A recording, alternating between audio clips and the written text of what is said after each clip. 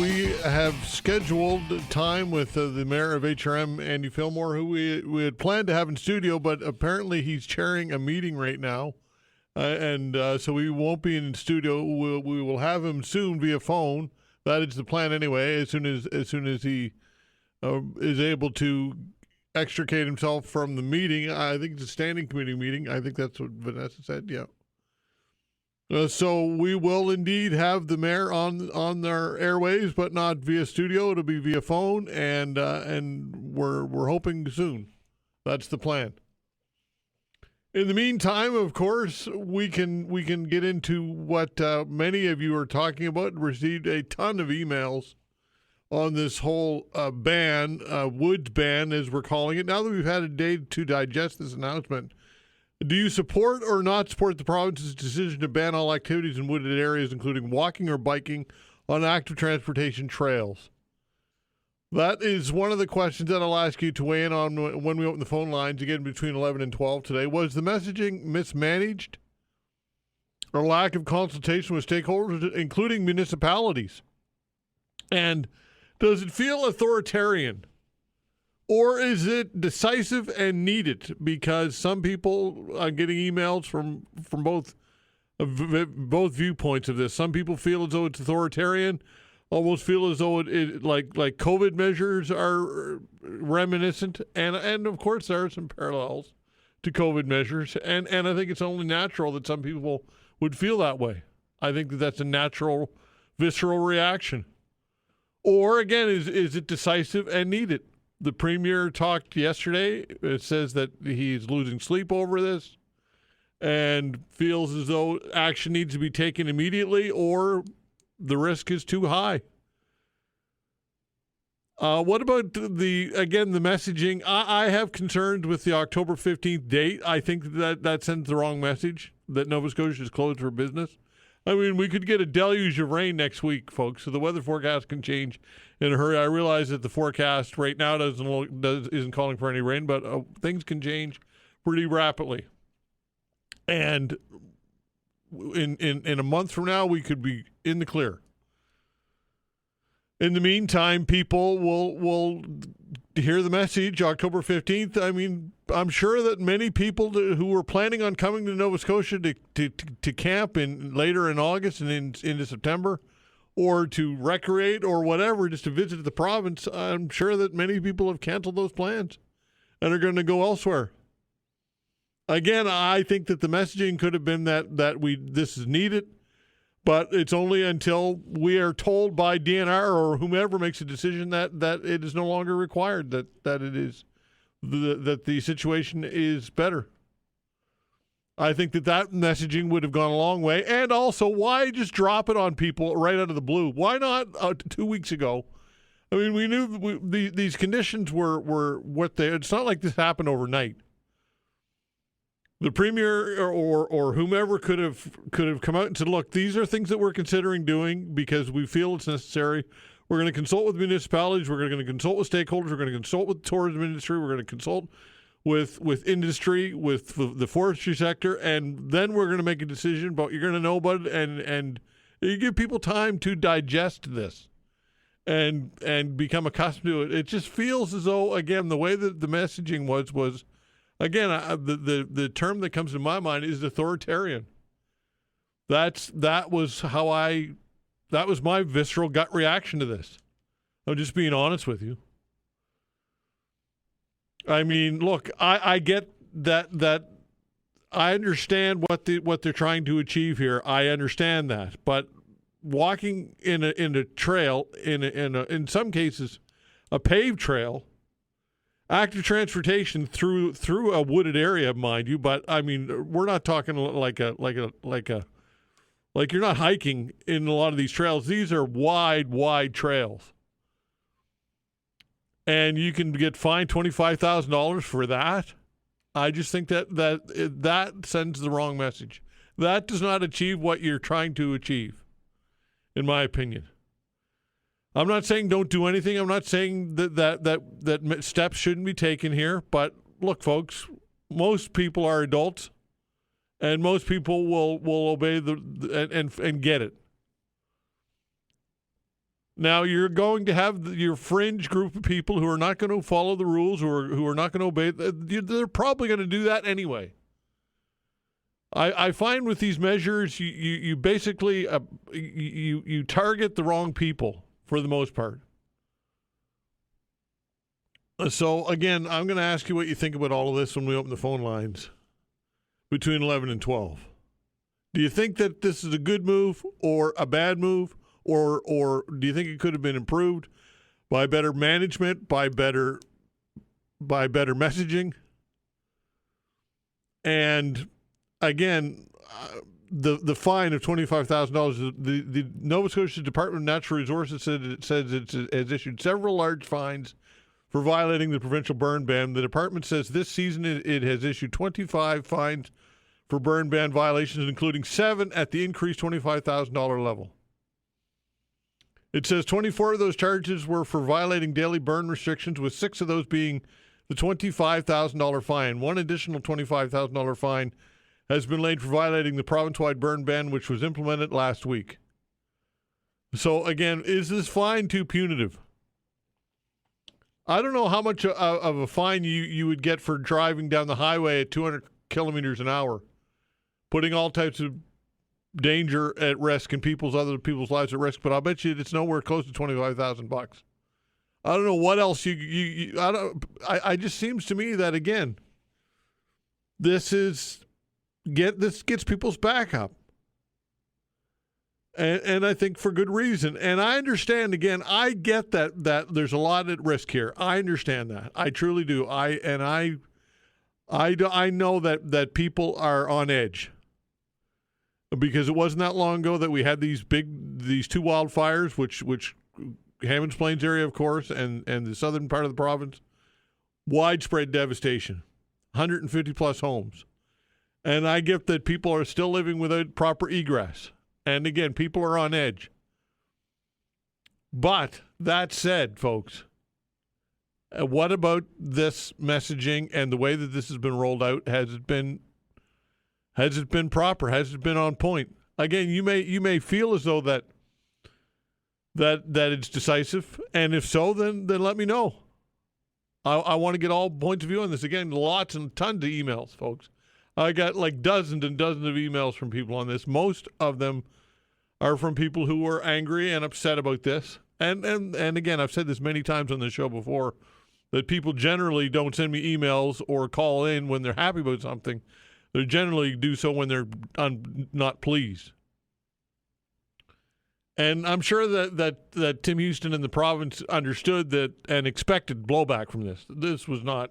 If they didn't, then they were naive, to say the very least. So again, my takeaway on it is that again, after a day of digesting this and considering all angles and trying to be as diplomatic and as logical as I can be about this issue, is that it seems to me, it feels like it's over the top, I think is how I would put it. I'm not sure what else you could do, what other actions could be taken, but again, I'll ask you, what do you think? How should this be managed? That is something that I will ask you. What would you do if you were the premier of the province and you were put in charge of this? How would you manage this? And how might it be better managed? Again, I think that what's wrong with a lead up and some warning that these options are on the table and that this is being considered? What's wrong with that? What's wrong with consulting with municipalities and stakeholders and the tourism sector and letting everybody know that this is happening and then giving people some warning? I think, again, people's backs are up. And again, I hate to bring up COVID because I know that people don't want to talk about COVID, but it's a reminder of what we went through during COVID. And these restrictions became extremely unpopular near the end of it. And government got that, and as soon as the political winds changed, the politicians and political parties across the country removed the restrictions. So, again, some things that you can talk about. Also, I know, folks, that bike lanes are something that, I get it. Gloria said it yesterday. People are sick and tired of talking about bike lanes. I understand that, but it's still a massive, I shouldn't say massive, but it's still an issue which is dominating council's attention and energy right now. Halifax City Council has reversed its decision to build a one-way bike lane through the south end of the city. The decision came a couple of days ago, 11-5, in a vote after the Premier wrote to suggest he might use provincial powers to reverse the decision. Some councillors also noted letters from emergency medical services that expressed concern about making Moore Street one-way because it could slow ambulances down. The Mayor, Andy Fillmore, says the city will work on ways to connect the bike lanes through the city, but has to adjust how to design the route. I heard an interview this morning on another news channel in which Sean Cleary and Sam Austin were being interviewed. Well, I'll just say it was on CBC. I monitor other newscasts, as I should. And basically, the messaging from Sam Austin, from what I can gather, is that they're digging their heels in on this. Although Sam voted with this decision, in favor of this decision. But the messaging was basically, well, we can wait out the provincial government and perhaps in 3 years or two, whatever the year timeline is, Tim Houston's government will be gone, and then we'll roll out the Moore Street plan. That's kind of that's kind of the messaging that I got. And Sean Cleary, same thing. I mean, look, there are certain members of council that are hell bent on this design and on moving forward with these bike lanes. And I believe that it's ideology leading the way. Now, you could say conversely that that's the case for those who oppose it.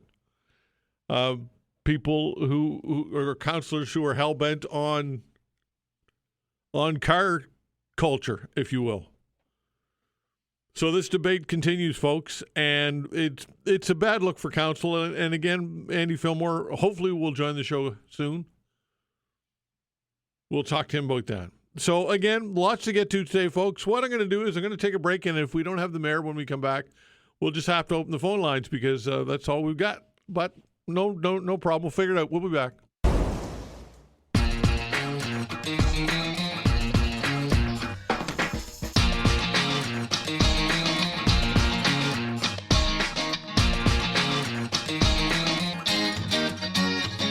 All right, I'm going to just put this on the line and just express my disappointment in the mayor, Andy Fillmore, who committed to coming on this show for weeks now and joining me here in studio. And apparently it's not going to happen because he's chairing a standing committee meeting, which is running late. And they basically told us, sorry, too bad, so sad.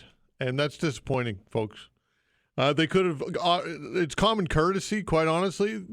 He knew earlier in the day that 9 o'clock, 8 o'clock that he'd be chairing this meeting, and that this probably wouldn't have happened. So, not even offering us common courtesy until I'm on the air, waiting for him to come into the studio, and then told that he'd join us by phone, and then neither at this point.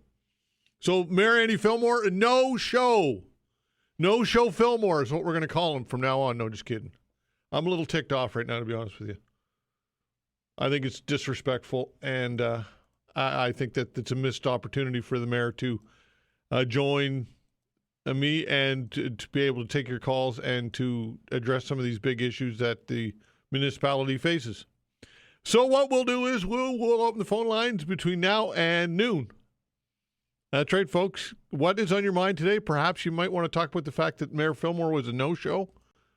And that's disappointing. Or you can get into, of course, what I vocalized earlier about this burn ban and all that goes with that. Open lines for you. Whatever you want to talk about, folks. It's an open line bonanza, 902-405-6000. Again, 902-405-6000. That is the way to reach us. Some emails while we wait some calls. Again, 902-405-6000. Dave says this. Says, I agree with you 100%, Todd. The way this was rolled out to the public was poorly done, and on the October 15th date looks like extreme government overreach and is bad for small businesses in Nova Scotia. I want to know what the Premier is going to do so that this never has to happen again. More water bombers, collaboration with other provinces, prioritize government spending. What is Houston's solution than locking citizens out of the woods? And that's a great point, Dave. That is an excellent point. What have they done proactively in order to deal with this? And instead of just dumping this on people in the last second. Let's go to the phones, talk to JP. Hello, JP. Hi, JP. Hey, can you hear me? Yeah, I get you now. Go ahead. Yeah, just calling about the burn ban. It's and the restrictions with the woods and stuff. I think like it's heavy-handed to hear it, but I mean, I was a firefighter with Halifax for a period of time, and when you look at the forecast for 14 days out, no precip in the forecast at all. And when when an emergency like that happens, under normal environmental conditions, it's hard to control. And unfortunately, like these measures, they're kind of necessary. I think they threw the baby out with the bathwater to some degree, but I mean, we can't have another situation like Tantallon or Barrington. You know what I mean? Yeah, no, I get it, JP. But look, I don't disagree with you. But what my feeling is that this could have been messaged better, could have rolled out. They could have communicated with people, and ease us into this a little bit better. And people's backs are up over this. Do you understand why that might be, JP, or what are your thoughts? Well, no, I totally agree with you there. I feel like after COVID, there was kind of like a handbook in place for how people will adhere to things. It's one of those situations. It's not what they said, it's how they said it. I think and I think that sometimes government forgets that Nova Scotians are pretty compliant, go with the flow. They take direction well. I mean, like Nova Scotians are generally, good Samaritans, so you don't need to be like authoritative about that news. I feel like they could have delivered it differently, 100%, and I feel like they would have got the same result without the suspicious side eye, if you might say. Like when I heard it, I was kind of like, hey man, like what are you saying? Like I can't go in the woods. I live on the woods. My driveway is 1.5 kilometers long. Exactly. You're exactly right, JP. 100%. And a lot of people are in the exact same situation. They live in the woods. People don't have egress out of the woods for a reason, because they're in the woods. Right. And when you look at the rural population of Nova Scotia, I mean, a really high percentage of people live in vulnerable areas. And then the other side of the coin is, that's exactly why these measures are in place, because people do reside in highly vulnerable areas to brush fire. So it's like you really can see both sides of the coin, and it's not a hard policy to understand. But I feel like our government sucks at delivering these kind of messages to begin with. Yeah. You know what I mean? Yeah, they just came across as authoritarian. I mean, Tim Houston yesterday, it just came out of the blue, like out of nowhere. And I don't understand, JP, why you couldn't roll this out in a phased approach or let people know, like, why just dump this on everybody? That gets people's backs up. Yeah, and they didn't communicate an exit strategy other than a long duration of time, which doesn't make sense because they can't predict the weather a week out. So, like, next week, it's hurricane season right now. So, like, next week, we could get a massive low, move in out of nowhere like they do, and we could get absolutely soaked, flash flooded, the whole 9 yards. But they didn't say in those events we're going to revisit these restrictions. Exactly. They just said, closed forever type thing. And I feel really bad for the businesses that rely on this. Absolutely. Like a lot of businesses rely on, like people are canceling things into September now. You can't accurately predict the weather into September from August 8th, right? You can't. No. But what you did accurately do is interrupt small business. Big time. You did do that. Big time. They did do that. Think about those people who rely on fishing and tourism and the fishing sector alone. I mean, we could go on and on with businesses that are impacted by this. Well, that's the thing. And when you zoom out and think about it too, not to take up too much of your time, I know you got other callers, but like when these policies are put in place, it would be really nice if they're a little more transparent on the data they use to arrive at that said policy. If 90% of wildfires are caused by off-road vehicles, that would make sense that off-road vehicles are restricted from the woods. Sure. But you can't tell me that I can't go hiking. And if they say that you can't go hiking because they're afraid you're going to butt out a cigarette in the woods and cause a fire, I hike a lot. I don't come across a lot of hikers that are smoking in the woods. That data is really rare. Yeah, that's right. So, but the thing is, we got used to during COVID with the government's making, having carte blanche to make any, shoot from the hip policy out of, fear, and it's natural. We all were scared. Exactly right. Fear is the word, man. You nailed it right there. Yeah, they paid attention. So like for them being able to say that without showing their work, like I want to know what, like the government works for us. So like I want to know how they arrived at that policy. Like what data are you? Because like outside of arson and camping in the woods. So like you could say you can't go camping unless you're on a campground, but to shut it off to hikers and outdoor enthusiasts and mountain bikers, like that's just crazy. That's crazy to me. Yeah. Okay, JP. Appreciate your comments. Thanks for the call. Take care. All right, take care. 902-405-6000. Again, we're not going to. The mayor is a no-show. Gary says this is another example of his pompous attitude. Enjoy your first and last term as mayor, Mr. No-Show. He did not just disrespect you, but all of us as well. Again, I'll throw him under the bus, I guess. Mayor Fillmore was a no-show today, and didn't give us any warning at all. So I'm disappointed in the mayor. 902-405-6000. That's okay. We've got lots to talk about. David, hello. Hi, Todd. Yeah, sorry, I think I'll speak. I went to Point Pleasant Park for Shakespeare by the Sea, and Shakespeare by the Sea was on, but the sort of message didn't get through to me is that actually Point Pleasant Park was closed. So it's sort of a yearly tradition. I show up, a few hours early, go down to the beach, have a swim, walk through the woods, stuff like that. It's just a really nice day out. So I was able to go to the beach, have a swim and all that kind of thing, but wasn't able to walk through the park. And I mean, yeah, me walking through the park, is no threat at all. And we've had serious droughts like this before in the past, and Point Pleasant Park's been tinder dry and, no smoking, no vaping and all that kind of stuff, which I totally understand. So, yeah, I mean, just that basically, like, this forecast is going to continue forever. So basically they're just shutting down Point Pleasant Park for the rest of the summer kind of thing. And I wonder if that is a bit drastic. And I mean, I guess I do understand that me sort of, obeying the rules, walking along a trail isn't any fire threat at all.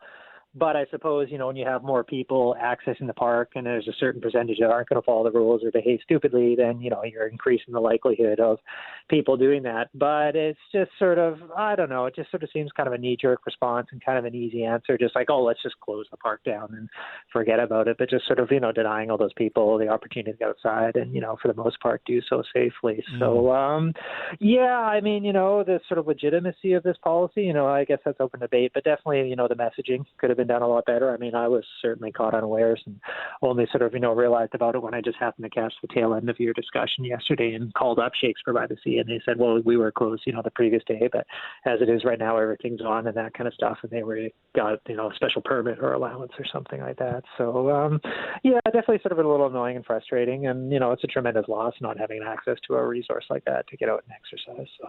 Okay, David, appreciate your input as always. Thanks, pal. Thank you. All right, take care. Let's talk to Glenda. Hello, Glenda. Good morning. Hi there. I'm just calling in about the burn ban. Yeah.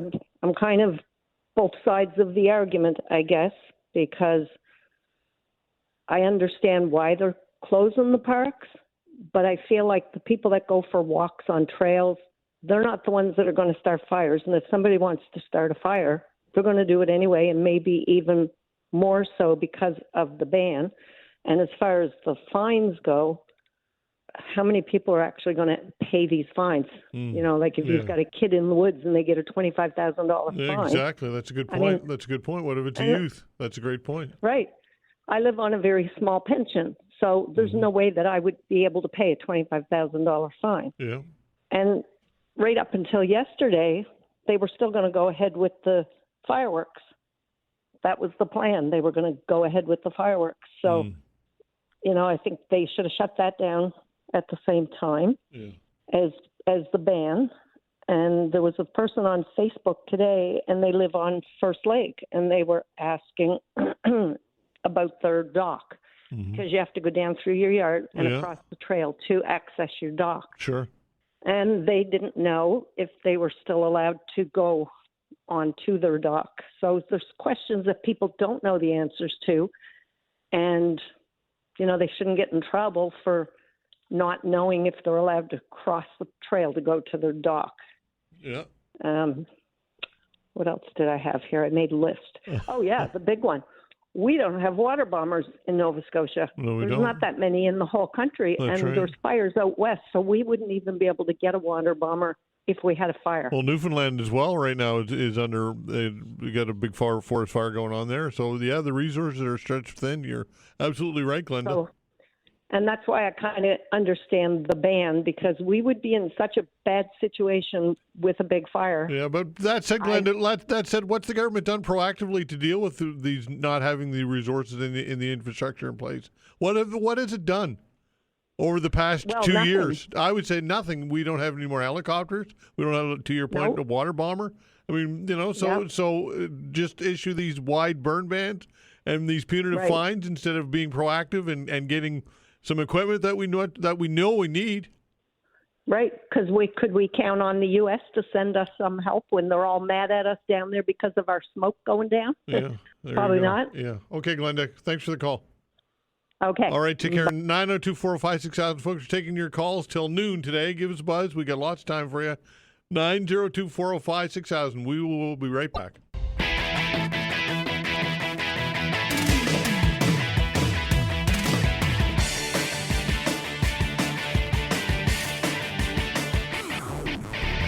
All right, taking your calls, 902-405-6000. Your calls till noon today. Lots to get to, 902-405-6000. Here's an email from Mark, then back to the phones. Mark says, thought I would share with you that I tried to call DNR. Their answering machine says it's full, then the system hangs up on you. If you call 311 and ask any questions, they basically tell you to read the DNR definitions of what is considered woods and call them if you need more clarification. The City 301 staff can't even tell you which parks you can go to. They basically say it's up to you to decide, or you can call DNR. At the same time, they claim they're putting 900 signs out at parks. Confusion everywhere, and absolutely that's correct. People are confused. And again, it reminds me of COVID. Where can you go? Where can't you go? I mean, there are all types of connecting active transportation networks here in HRM throughout the city, in which you go through a wooded area to get somewhere else. Clayton Park's one of them. I mean, it's paved, for goodness sakes. Paved through the woods from one subdivision to the other. You're going to tell me someone's going to get a $25,000 fine for walking on that trail? What if it's a kid? Do the parents pay? Again, confusion. And this has just not been messaged properly, in my humble opinion. 902-405-6000. Christy's giving us a call. Hello, Christy. Hi, good morning. Hi there. Just listening to your show a little bit, what is wrong with people? Don't they use their head? They said drastic measures. Is it not going to be drastic if we have a fire like 2 years ago? I mean, they're pleading. We're in bad shape. Well, it sounds like you have some fear going on. You're afraid, right, Christy? That's safe to say. You have fear going on. Well, I don't have fear, but I have feelings for other people, and it's not drastic to take these measures for how dry we are out there now. That's crazy. Look out west, Newfoundland. So what hurts for a couple of weeks of people to lay back? Okay, but Christy, it's it's not a couple of weeks. The messaging is October 15th, right? Well, that will change if the weather does. Well, He's not saying this is going on forever. Well, why not say that? Why say October 15th? Why Oh my not? God, use your head. That's my deal. Like, what are people thinking? They're not. Well, why not be safe than sorry? Well, Ask some of those people down there that had the fires 2 years ago. Okay. Christy? I just don't agree. I think this is just terrible how this show is talking that way. What do you mean terrible? We're terrible because because people have an opinion? Why is that terrible that people have an opinion that's different from yours? I don't agree with people's opinion, but that's my opinion. Well, that's not terrible. You disagree. I think it is terrible. If we have a fire, I think it's going to be terrible. That's all. I don't know. Okay, then. So anything goes then, Christy? The government can do anything then that it determines? In a situation like this, I say yes. Yeah, okay. He's working for us right now, saving our people. Nova Scotia is very lucky, compared to other places that are having these fires. So we want to keep it that way. Okay, thank you for the call. Appreciate it. Okay, thanks. 902-405-6000. Look, folks, again, I just go back to the messaging here, and why have people reacted in the way that they have? There's a reason why. It's not because people want to be paranoid. It's not because people want to be upset. People don't want to be upset. It's because of the way that this was mismanaged when it comes to the messaging, in my humble opinion. It could have been done in a much more cogent way. It could have been done in a more logical way. It could have been rolled out over a couple of weeks. It could have been messaged to you. You could have had municipalities. You could have warned people that this is possible. And you could say, and again, words matter. Words matter. To say that no activity in woods till October 15th, period, again, words matter. That's what people hear. They don't hear that until conditions change. They hear October 15th. And people who are looking at coming to the province to recreate and to spend their money, the words matter, and plans get changed. So again, I'm not saying that the entire thing is unnecessary. I'm not saying that it's entirely a bad idea. I'm saying that it's not been rolled out properly, and people have their backs up for a reason. 902-405-6000. Tony's giving us a call. Hello, Tony. Good morning, Todd. How are you today? Well, you? Good. What happens, Todd, if you're going for a drive and you have to have a key? So you get out and you go in the woods and you get a $25,000 fine. Should you just whip it out in the road, not go in the woods? I like to know. Well, I listen. I get your point. I understand what you're saying, but it lends itself to the question as to how far do we go with this, right? Well, they're gone too far, just like they did with the COVID restrictions. And if anybody did their research and looked around, we have a white genocide going on with vaccines and. All right, 902-405-6000. Let's not go too far down that rabbit hole. Jamie, hello. Hello, good morning. Hi there. People are wound up because I spent the past hour this morning listening to you stir the pot. Wildfire season goes until October 15th. We are in a drastic state of emergency right now. If you realized and understood how this was all put together through all the numbers and the data and everything, we're in what's called a crossover situation where our daily temperature is higher than our relative humidity. That is extreme conditions. Yeah. I'm a firefighter, right? You just don't go in the woods and you spray water over top of something. You dig for hours with an axe, 3 feet deep. That's how deep the duff layer is. That's how dry things are. Yeah. We have no access to water bombers. We have a couple new helicopters here, yes, but you got to have water in lakes to get it from. Lake levels are dropped. Pontic Lake up where I live is 25 feet lower than what it normally is. Right? Yeah. People don't understand. You can go in the woods on your own property. If you own the property, you can go in on your property. If you live in the woods, you can drive out of your driveway on your own property. Mm-hmm. If you don't own the property, you don't go on it. That's why the province closed the woods, because there's too many stupid people out there that have no clue. Jamie, a plastic baggie with a little bit of water in it can start a fire, just like a magnifying glass. But Jamie, I guess what I'm saying is that look, there are a lot of instances in HRM where, and I'll use Clayton Park as an example, where a paved active transportation trail, which is very wide, and the woods are not encroaching on it at all. I mean, I'm talking way off the shoulder. People walking down that trail to get to another neighborhood, and they get a $25,000 fine. Do you justify that? Do you think that's fair? Is that trail blocked off at the ends with barricades? I don't know that it then is you or can not. travel it. If it's blocked off with barricades, stay out of it. It's cut and dry. It's plain and simple. Uh-oh. If it says don't go in, don't go in. All right. Right? Yep. We could get rain next week, yes, and things could change. Yep. But as of right now, our fire ban was updated every day at 2:00. Yeah. So you have 10 minutes notice whether it's going to be updated at 10 to 2, right? Now you know. You can't, you know what I mean? Like, Yeah. people don't understand. They think, oh, poor me, oh, COVID this, COVID that. No.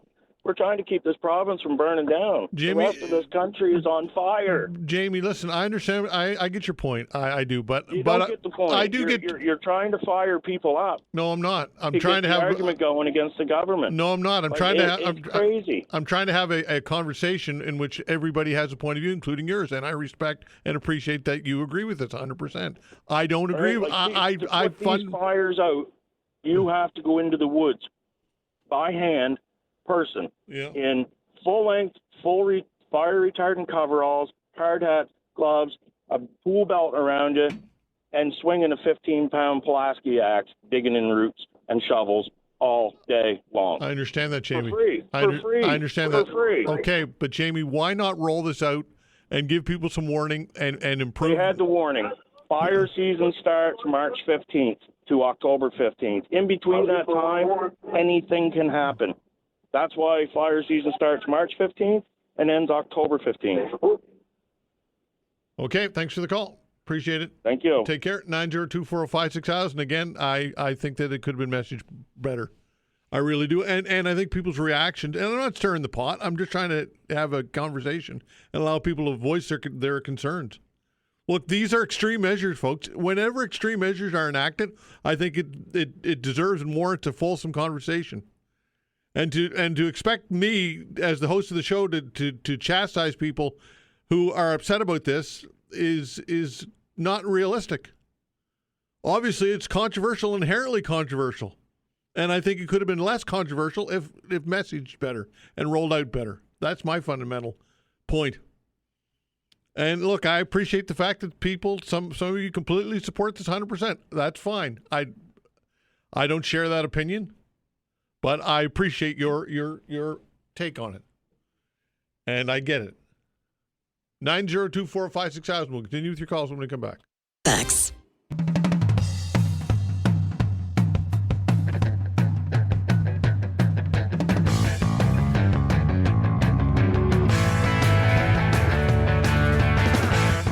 Okay, 902-405-6000. That's the way to reach us again. 902-405-6000. This one here, this email says, please get off the woods fire ban stuff. You're sounding desperate. It is only in effect until October 15th unless things change, which they likely will.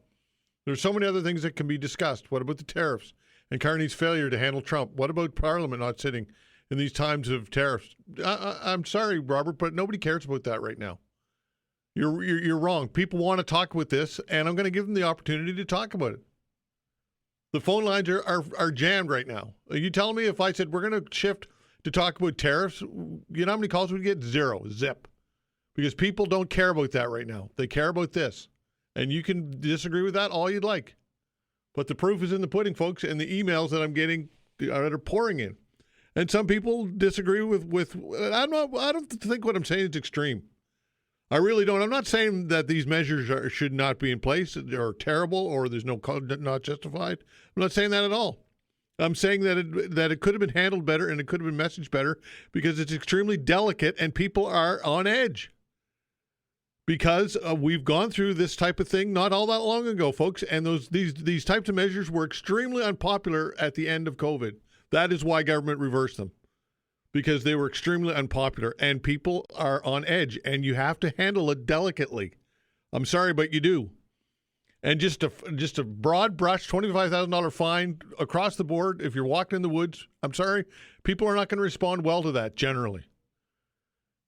And people want to talk about it. So this is what we're talking about. And again, I think that it could have been handled better. That is my key point. 902-405-6000. That is basically my point. But I get it. If some of you disagree with me, that's fine. That's what the show's about. But this is what people are talking about today, folks. Not tariffs. They don't care about that right now. Joe, hello. Hey, Todd. How's it going? Well, you? Hi. Not too bad. I'll just maybe switch the subject a little bit. I'm with you on the Fireburn stuff, but I wanted to talk about just something I heard on your broadcast this morning on the news. Sure.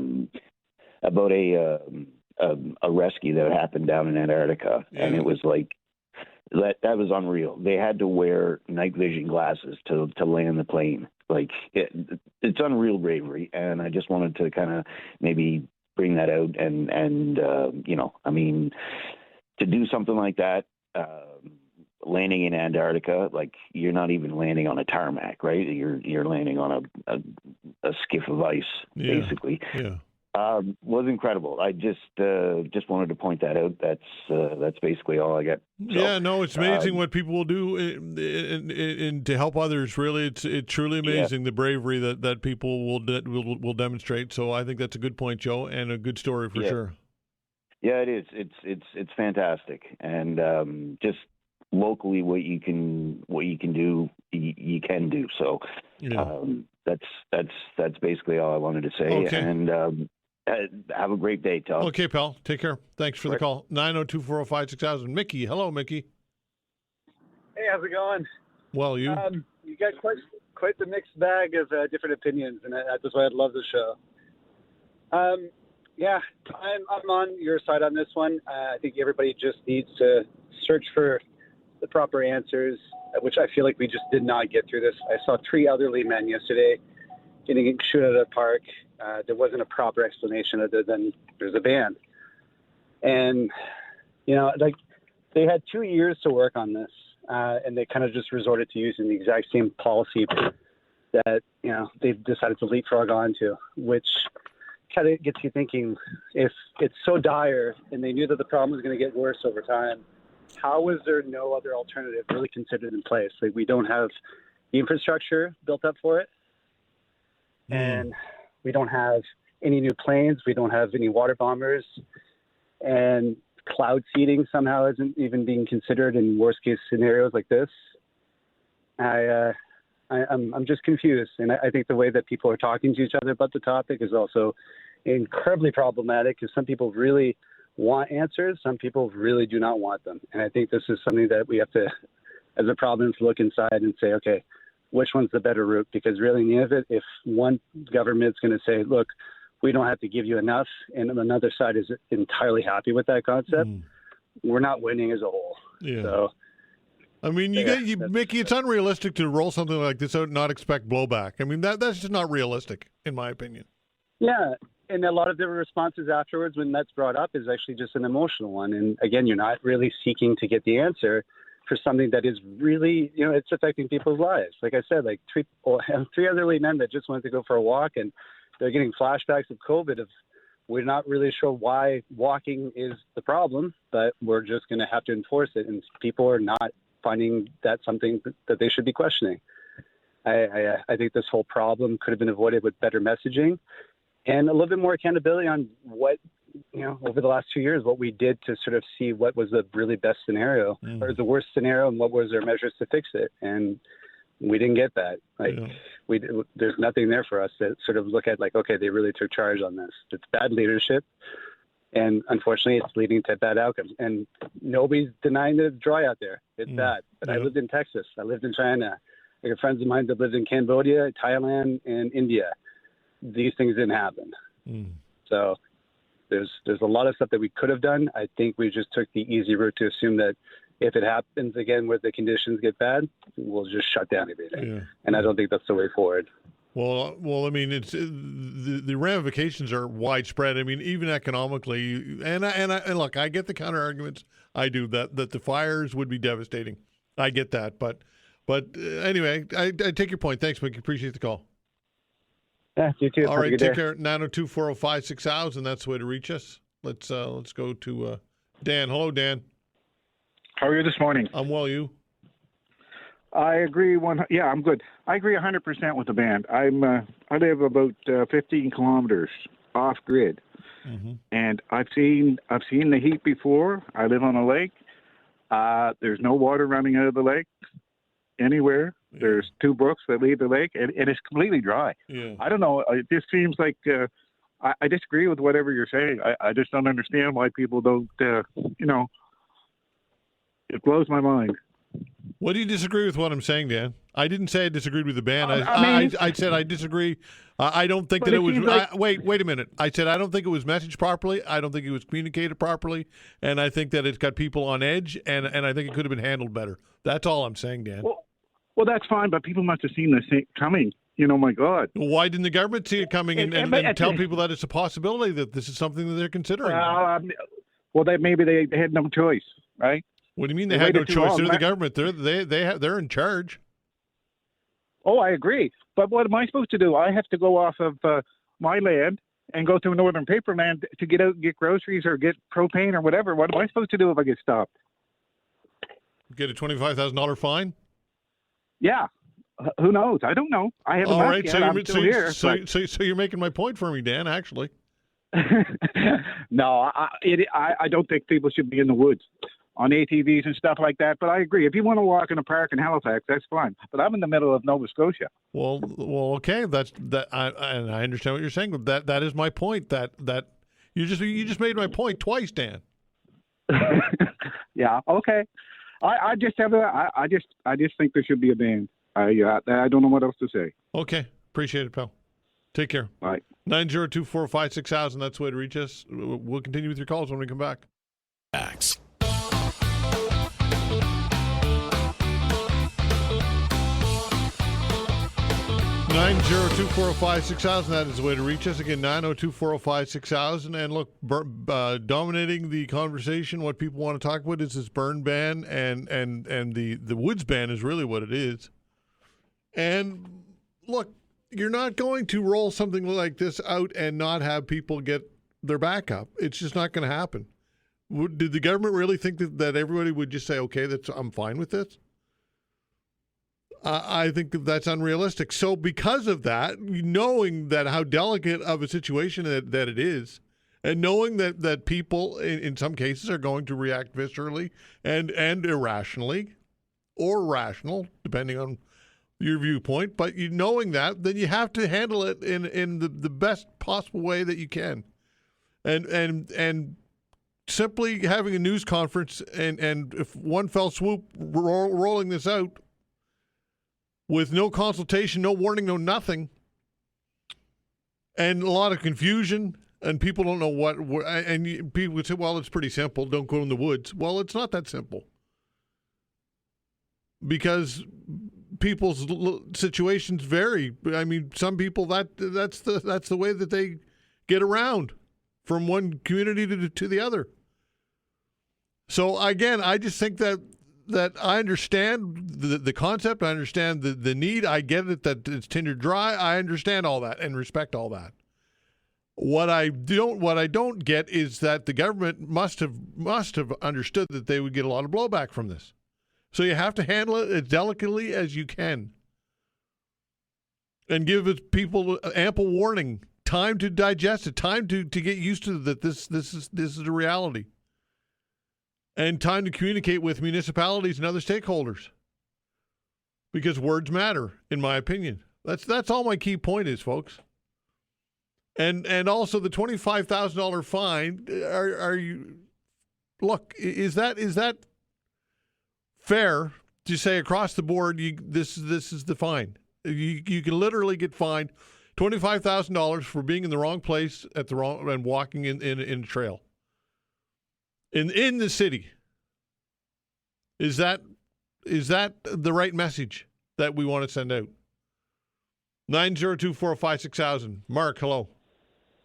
Oh, thanks for taking my call, Todd. Sure. Well, this is COVID 2.0, in my opinion. This is history completely repeating itself, and I'm not going to go and call Tim Houston an authoritarian because I think that's too far, but these are classic authoritarian tactics. So you take a threat, real or perceived, okay? You have a conditioned population and a very trusting population of the government, which a caller pointed out earlier. And so that it's what you think, from Tim Houston's point of view, that people are going to go along with it for the most part. And then, you take the most drastic measures that you could think of. And anyone who objects to it, I shouldn't say anybody, but oftentimes when people object to it, they're called entitled, selfish, why do you care about your walk so much? Shouldn't we be saving the province? And then there you have it. So I agree that it was rolled out terribly. I think this was very intentional, though. I think the government had this in their back pocket for a while, and they sort of warned us in subtle ways. There were some bizarre days where there were burn bans that didn't seem to have the data to back it up. I'm not an expert, but it went from sort of let's see what it's like ad hoc bans to, all right, we're banning everything, all fires. Where was the data to support it? I don't believe there was. Okay, Mark, appreciate the call. Take care. Thank you very much. 902-405-6000. Mike, what's your take on this? I agree with you on both counts. They should be banned going in, and also they should be better communication, all right? The communication is very simple. Educate people. You have one guy on there that fights fires, right? He's a prime candidate for educating people. He knows. He hit it right on the north door when he brought up the humidity and the temperature. When humidity is higher than the temperature, it's no problem. Yeah. But when the temperature is higher than the humidity, the slightest spark, bang, it's trouble. It is big trouble. So he hit it right on the mark. Yeah. So I agree with both of you, right? Yeah. And all you have to do is educate people. Problem is, though, some people don't think of others. They only think of themselves, all right? Yeah. And yes, explain. Oh, exactly. And all you're doing is asking to be accountable and explain it. That's all you're asking. Yeah, Mike, I think that it's unrealistic to think that a talk show would not discuss this and have people disagree with or agree with. Yeah. That's the nature of what we do. This is going to be controversial. And to expect it not to be, Mike, to expect the population to just go, okay, no problem, no questions asked. That's not realistic. It's just not. No, I know. Unless you want to be part of the Russian population, no. Yeah. But yeah, just you come up with a video to explain, just give somewhat, explain it somehow to them, right? Yeah. People would know. Yeah. That's my opinion. I'm with you on this. Okay, Mike. Take care. Cheers. All right, 902-405-6000. Look, banning ATVs and all that, I think that's a no-brainer. Absolutely do that. That's for a lot of reasons. Again, I just think that this could have been, I'm being repetitive, but I just think that people are misinterpreting in some cases what I'm trying to say here. I get that the drastic measures, I can understand why they're justified to a degree. I do. But again, like this is an email that kind of says a lot. It says, I live in the woods, avid quad rider, spend most of my weekends on trails next to my house. I have no problem with the restrictions on vehicles in the woods, but I do not understand why I can't go for a walk, especially talking in the Peninsula or Clayton Park. Driving Old Sambor Road every day, I see people throwing cigarettes at the window of their car. I have more fear of one of those starting a fire than I do someone walking their dogs in the woods. Absolutely. 100% well said. 902-405-6000. Let's see here. Where are we going next? Let's talk to Phil. Hello, Phil. Hey, how's it going, Todd? Going well, you? Oh, hot and bothered, I guess. Yeah, there you go. So listen, I think we should all, and there's some points I agree with you. Unfortunately though, the rollouts, and we live in a knee-jerk society that, yes, 100%, there could have been a plan in place, but we're not talking about we had a chance to do this back in Porter's Lake. That was those Father's Day weekend was crazy. Okay, fine. And then when we hit Hammond's Plains, there was no, we'll call them egress roads to get the people out. But they had a chance 15 years ago to learn from that. Exactly. I mean, as far as the ban goes, I'm okay with it. I come down to Point Pleasant Park almost daily, and yet I still see people in the woods. So what do I say? Like I said, I do agree with clearly the ban.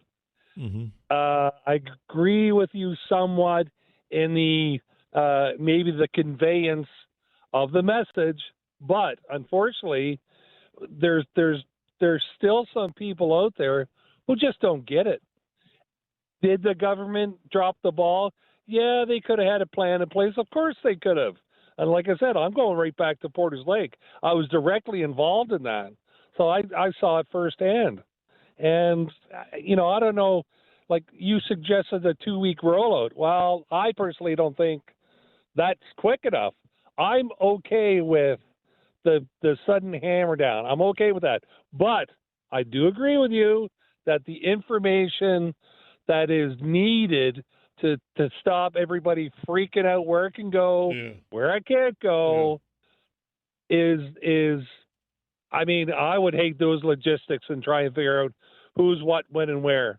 I mean, there's the trails up at Chain Lake. Yeah, exactly. How about all the trails that are the old railway trails? Exactly. Down into all over the place, all over the province. Right. So I don't know. This is unfortunately, like I said, we live in a knee-jerk society that cause and effect is, and that's just the way it is. But again, I do, and I love hearing you. I love you guys talking, and there's always, most of the time, all of the callers bring up valid points most of the time. Yep, sure. Everybody's making valid points, and I get it. It's an emotional issue. I understand the both sides of it. I truly do, Phil. Thanks for the call.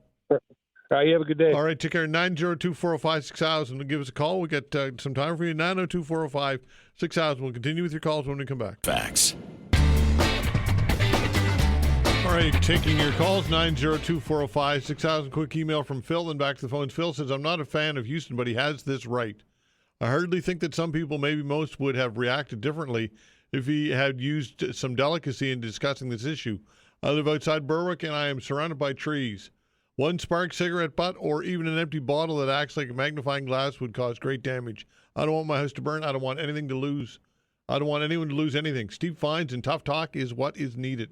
That's from Phil. 902-405-6000. That's the way to reach us. Hello, Tim. Hello. Hi there. How are you, Todd? I'm well, you? Good. Todd, just a couple of issues. I'll keep it quick and short. You and your show are highly regarded by many in the community, and you are a public influencer, and I don't think there's any question about that. And it's freedom of speech is a wonderful thing, and that's what you provide. I was very concerned this morning when I heard you talking about the mayor and his failure. I should say his staff's failure, likely, not to notify you that he couldn't leave his meeting. But I have to tell you that there has to be some understanding of what governance is in government. I was caucus chairman for 3 years in the provincial government, representing Dartmouth South. And there is no way in managing a meeting that I could excuse myself to go talk on a radio station just because that's what I had planned on doing. There's some responsibility that the mayor has and the premier has and others have when they get elected to that level of government, that they can't just get up and leave. And I think there's a misunderstanding, perhaps on your part or perhaps on your staff, that A, yes, he should have had staff notify you, but B, an understanding that he was hired to do the job that he's doing, and sitting in on meetings like that and being involved is what we as voters expect of him. And to expect him to just say, sorry, I have to go on Todd's show, I'll be back when I can, I think is unfair. And quite frankly, I'd take it one step further and say, in keeping at the 50,000-foot level, keep above the fray of name-calling, you may well owe the mayor an apology for calling him the names that you did. I called him no-show. I called him a no-show. That's what I did. Yes, I did. I know, there's a reason why he's a no-show. He's the mayor of the city, and he's managing a very important committee for the city today, and God knows what tomorrow and the next day. Give the man his due. He's doing the job that we hired him to do, and we didn't hire him to spend his time on the radio show, although don't sell me short. That's very important that he takes the time to do that. But it's not always possible.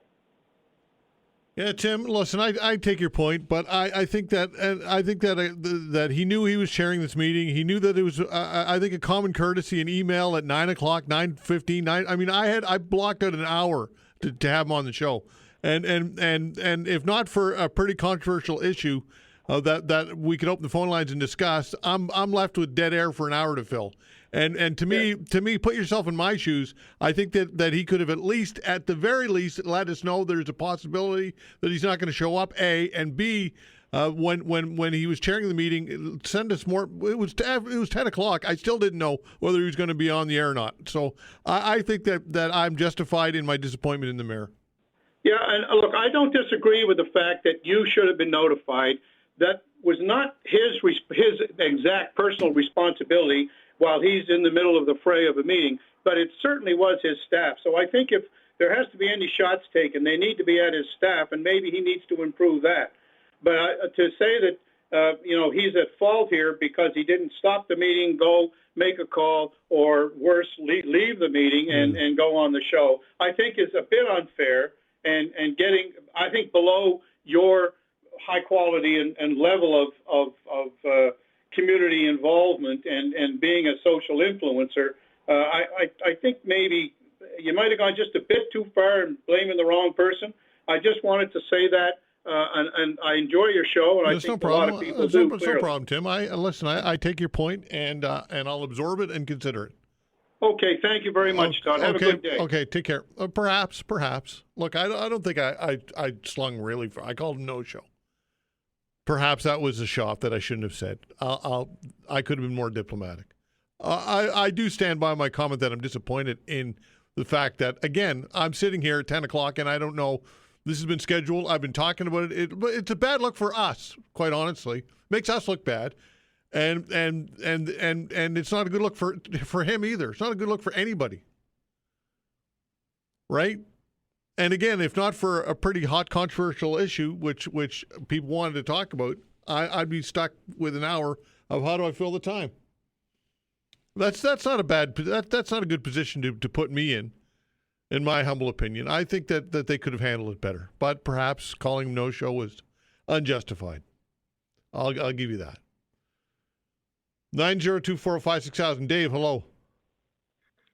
Yes, Todd, thanks for taking my call. Sure. Was this I'm sorry, I was listening to the show a little bit earlier off and on this week, but was the mayor supposed to be on today? Yes, 10 to 11. Yeah. And you're right, that's unfair. You've got a show to attend to, and canceling like that leaves you wide open for us. So you get us. And you've had, I think yesterday you had callers calling in as well for a couple hours. So it's great. Yeah. And, you got a great topic, and thank you for having this, because it does. I think it's a little haunting. I think people are still reeling from COVID, and we will for quite a while. I think there's a lot of mental health issues still caused by that, being in lockdowns. And there was one point where we couldn't leave our districts, right? We were supposed to stay, so it is a little like, what's the next phase of this? If things, maybe there is a fire spark somewhere, is it going to get worse? What are they going to lay on us next? Are we not allowed to travel to another district, for example? I think Mark you had a caller, Mark, earlier, and I think he had some very good points on testing humanity, perhaps. I mean, we've been through this before. And again, it creates a lot of animosity between folks that sort of feel this is just not quite what we should be doing, or ones that say, well, people don't understand this and that. And we're pitting one another against one another in some ways, and you can see that. And you're neutral. You're raising some good points. But I'm going to raise a point that I think you had Jim on yesterday, a tidbit. I just heard about this banning of fires and keeping us out of the forests and parks and what have you. He mentioned that there's homeless folks, or unhoused, if you will, living in forests and in whether they don't want to live in proper housing that has been provided, or those pallet houses or whatever, or villages, whatever they've established. Maybe they just want to live in the forest where they can do their puff, or they can do their cooking or whatever. And they are doing things like that. So I think Jim had a very good point. And are they going to go in and rustle them out of there? No, they'd have chaos. They'd have, people out there and protesting what they're doing. So they're problematic. We've seen that before with homeless folks along Barrington there, going into the city. There was quite a fire in the brush there, and you had some tents in there, and something got out of hand there. So, and the $25,000 thing has got to be lowered. Maybe if you are, I don't know if that's being reasonable or not, but that's a lot of dough. And we're lost. We don't seem to know where we stand with this. Where we're I don't know why. Hemlock Ravine's here. It's just down my street.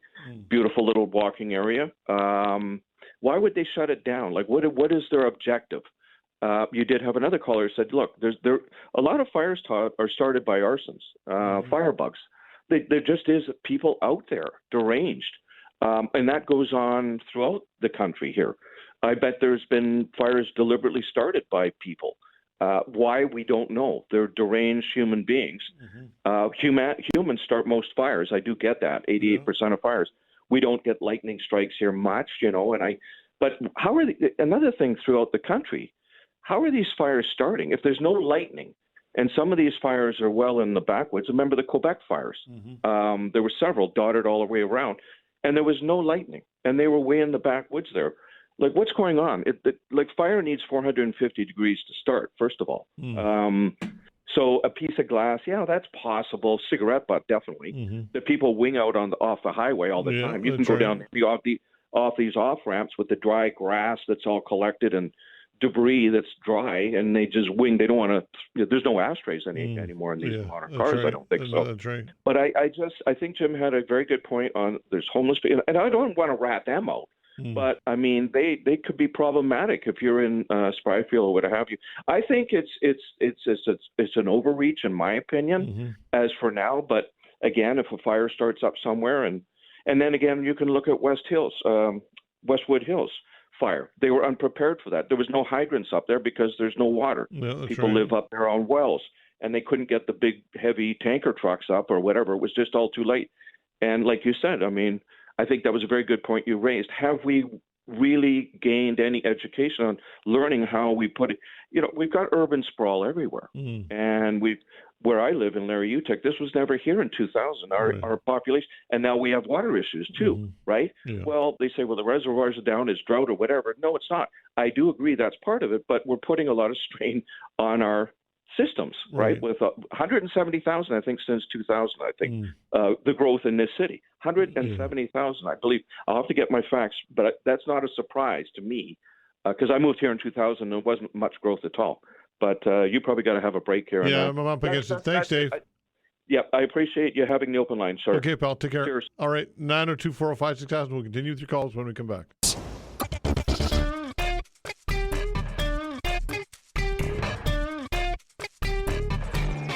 All right, continuing with your calls, 902-405-6000. That is the way to reach us. Bill, hello. Hi, Todd. I haven't been on much lately, so if you bear with me, I got a few good little things here. Sure. First of all, Mayor, the first thing I would come up with is, what's the reason? I don't hear any reasons why he couldn't attend, not that it's good or bad or whatever, but what was the reason? If something suddenly come up, we need to know what caused that, okay? Yeah. That's number one. Number two, the fire. Well, what's going on here that we, the province, can't get water bombers to do the jobs here that they're supposed to do? And also, as far as water is concerned, you got the ocean there. You don't have. I don't think you got to play with the lakes at all. Okay. The other thing that's kind of interesting, I spent an awful lot of time the other day trying to get sorted out with my phone to get the company that I'm dealing with to give me some answer. I think it was hours. And, one the big thing, the problem I had, I couldn't remember my my code number to get into my messages. I was all over the map from Georgia to California, you name it. You get one company that's supposed to do it, and then suddenly they put you on another company and everything. But I learned something that your listeners might want to, maybe it'll affect them, maybe this is their answer. What I found was they would give me a temporary code. You couldn't get the number off the phone quick enough. Just terrible. But at the very tail end, here's what I come up with. Apparently, they said somebody at the very tail end said you can put your phone, your code on the in other words, use your code, your phone number. Don't use the 902. So that'll give you your access to your messages. What do you think? Yeah, I understand. I get it. When it comes to passwords and codes and all that, it's an absolute nightmare. I have all mine written down and in my wallet. To be honest with you, because to your point, you don't know when you're going to need to have these codes and these passwords. So yeah, it is a nightmare for sure, Bill. Well, they got it. The last round, like I said, was you use your phone, but you don't put the 902. So you just put your. Yeah. There you have it, Todd. Okay, pal. Thanks for the call. Good to hear from you, Bill. Same here. All right. Take care. 902-405-6000. Let's talk to Dave. Hello, Dave. Hi, Todd. How are you? I'm well. You? Good. You're busy today. Been on hold for a while. I don't agree with the so-called fire ban. It's not really a fire ban. So here's what my opinion is. I think this is really sloppy, lazy government response. And here's my thinking. The problem is not the dryness. The dryness is the circumstances. It's the conditions that we find ourselves in. But that in and itself doesn't start fires.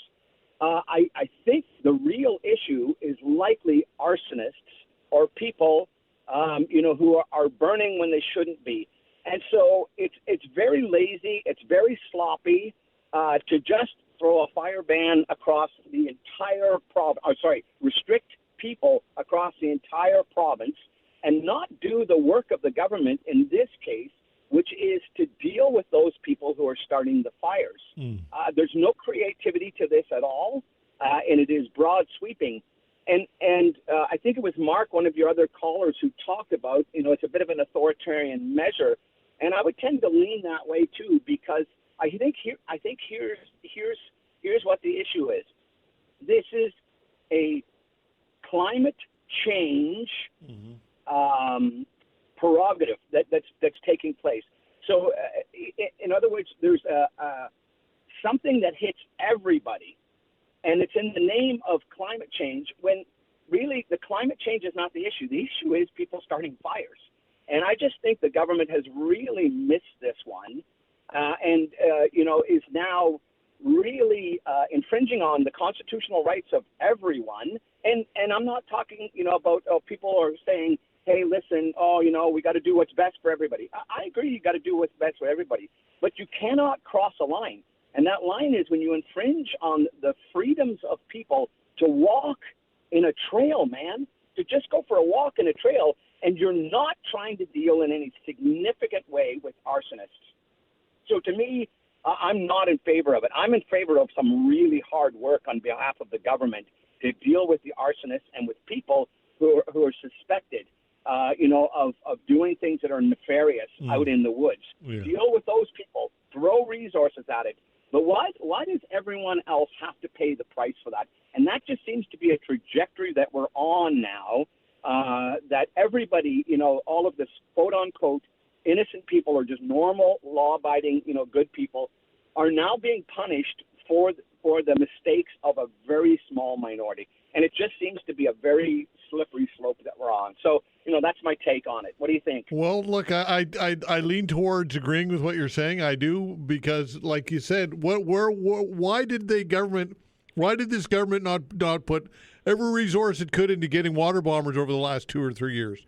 or more helicopters, or dealing with these issues, or egress, right? It's just knee jerk, and it's. I agree. Like the walking, the narrative of going for a walk in a trail, which is in some cases actually a paved trail, and a $25,000 fine for doing that. I mean, you can't expect to roll that out and not have people get their backs up, in my opinion. I agree with you 100%. And you know, the water bombers and all of that kind of stuff, absolutely. The government should have been working on that, you know, as a strong mandate. Yeah. But again, that's a result of something. Like when you have a fire, you know, you have to do those things. So those things need to be in place, but they're not effectively dealing with the real problem. And that, to me, is the issue. Yeah, interesting. Okay, thanks, Dave. Appreciate it. Okay, thanks. All right, take care. Bye. 902-405-6000. Jim, hello. How you doing, Todd? I'm well, you? Thanks for taking my call. Sure. I'm going to put on two hats if I can. Sure. The first hat is commending you and your station for still having the open line business when it comes to really this emergency type situation. You know, your forum gives us a vehicle to express our opinions, whether it's for or against. But there's also public announcements, and you bring some good points forward that people under stress can call in and do, and blah, blah, blah. In other words, a great public service, so keep it up. Okay. I heard your talk with the fireman there, and he's got his views, and he's in there fighting fires, and I think he might have been on the defensive a bit. But you've never said to anybody, go in the woods and have a good time. Absolutely not, 100% You're not no. promoting, No. you're not promoting that at all. So let's get that straight. Now, I'm going to put on my old hat, which was a 36-year retired police officer, as you know, and a commander in many situations where we had emergencies. And what I will say to the public is this. There's only one person right now who has a responsibility for the lives and safety of property and persons in Nova Scotia right now in this situation, and that's you-know-who, Premier Tim Houston. Yeah. Okay, overall for the whole province. He's chose to come out and give a fire ban because he feels it's necessary. The other people that are responsible are the mayors of each and every municipality or rural association they might have for governance, whatever. They have to come together as well. And to me, we have to focus on what we can do now to make it better, to try to diminish the number of people that go in the woods. It's impossible to keep people out of the woods in all of Nova Scotia, whether there's a law or not. But the fact is, there is a law now that's asking people. I think he relied on people's common sense, basically, but he had to throw a caveat in there, which is a big fine to try to impress on people. Well, it's a big fine. That's how important it is. But I think it's important now. We can argue down the road what they should have done. What we have to do now is say, what are we going to do now? So here's what I expect, and I'll make it short. Okay. I expect the mayor of this municipality, who, by the way, I think will probably apologize to you for not showing up, but let's give him the benefit of the doubt for now. Yeah. But having said that, he is the mayor. I expect the mayor, which hasn't been done in the past too much, to step up to the plate now, use as much media as he can with the people that he has on board now. I would like to think that he's sitting in a room somewhere right now with staff saying, and we better make sure we put enough barricades or markers up to let people know where they can go and not go. At the same token, I expect the premier would have enough of a task force, whatever, to get down to those municipalities and say, here's what we can best do for now, so let's make sure we can do that. And that's where I see it coming out. Let's look at the problem now. But I think when you get on the air and you talk about this, and I think when the premier put his statement out, I think he was relying on the fact that common sense, which sometimes is a rarity.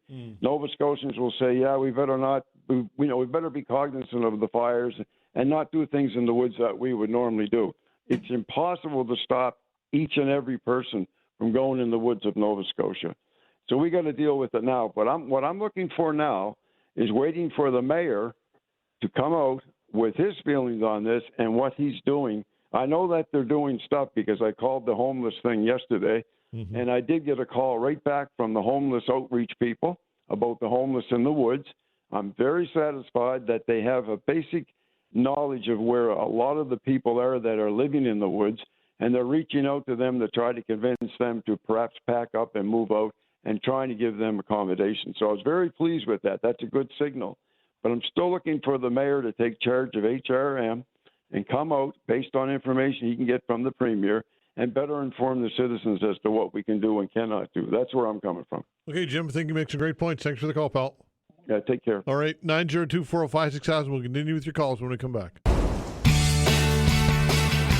All right, continuing with your calls, 902-405-6000. Hello, Rick. How you doing, Todd? I'm well, you?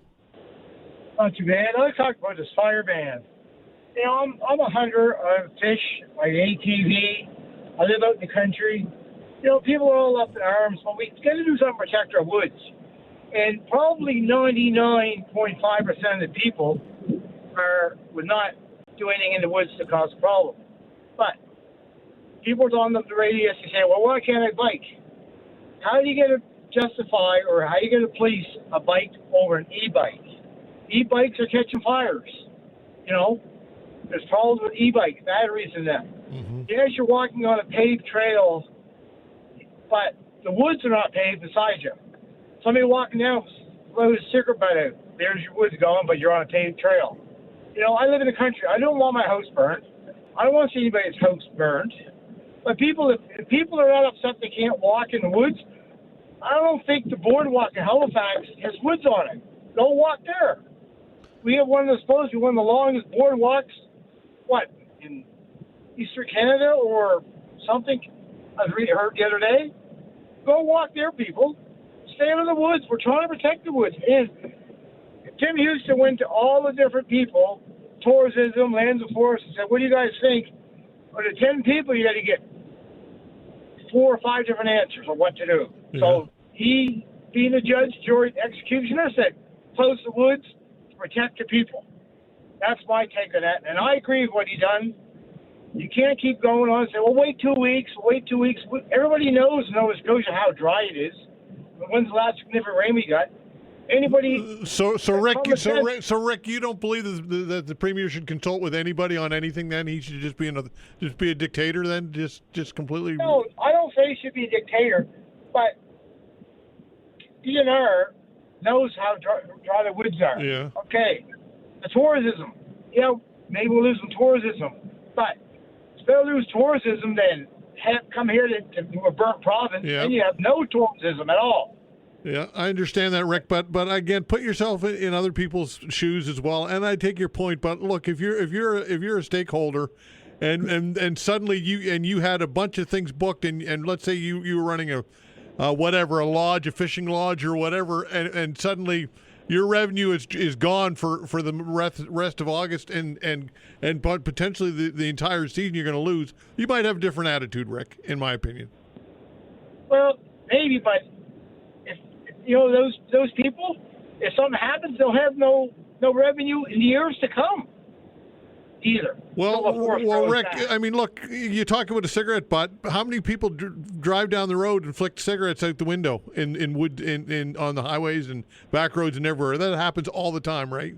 The risk of a cigarette butt from somebody driving is probably much higher than people walking in a trail in the woods, I would dare say.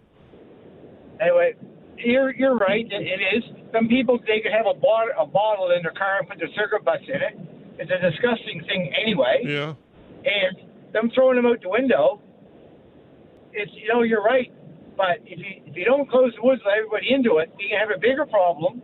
And like that gentleman was on your video yesterday saying, I have a woodlot.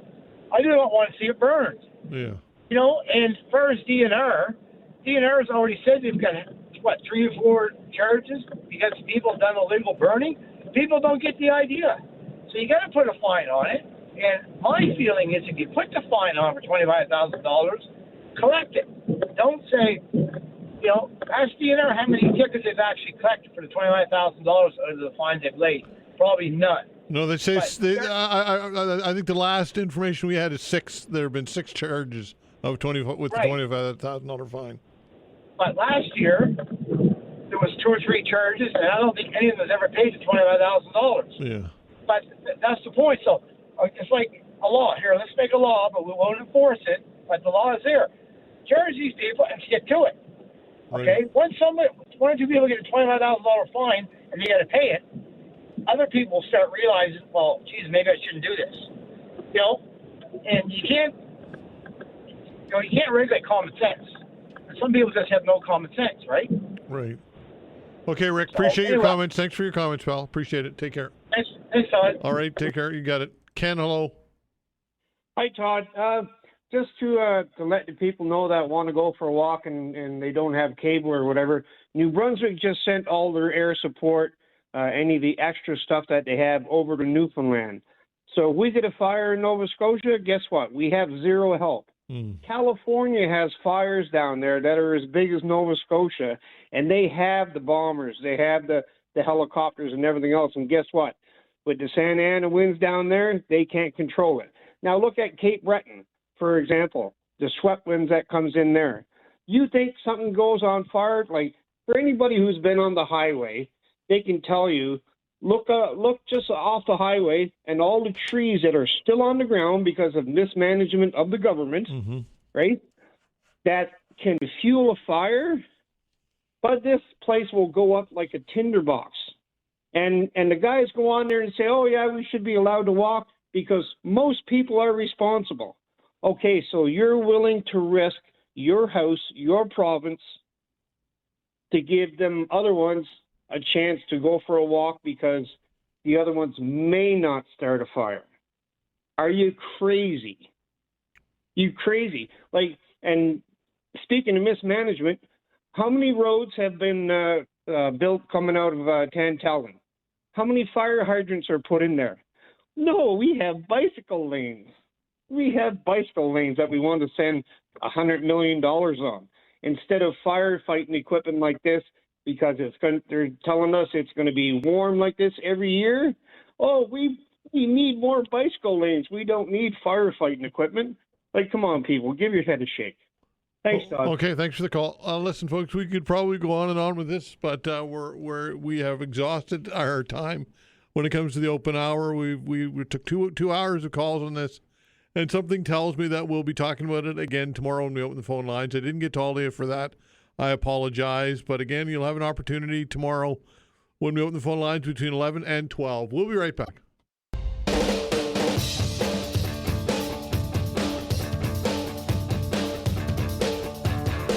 All right, so this story on the Chronicle Herald, homelessness in Halifax is at a critical stage. The number of people experiencing homelessness in Halifax Regional Municipality nearly doubled in just 2 years, according to the Everyone Count and HRM Point-in-Time Count report.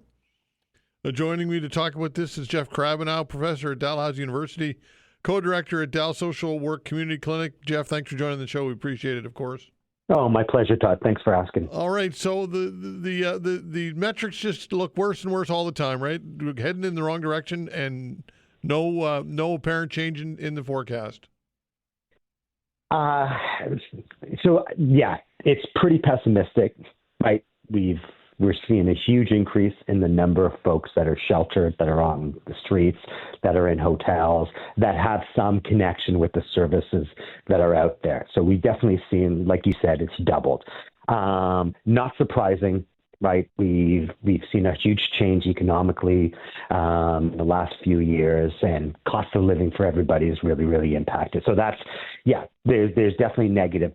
There's also, I mean, the fact is, I think this point in time count, which is, methodologically, it's kind of a snapshot of what's happening, at least points to particular elements that can be really, really improved. And one is that notion around chronic homelessness, right? A lot of the kind of housing and service delivery models have really hit folks that are kind of more low acuity, right? They're easier to house.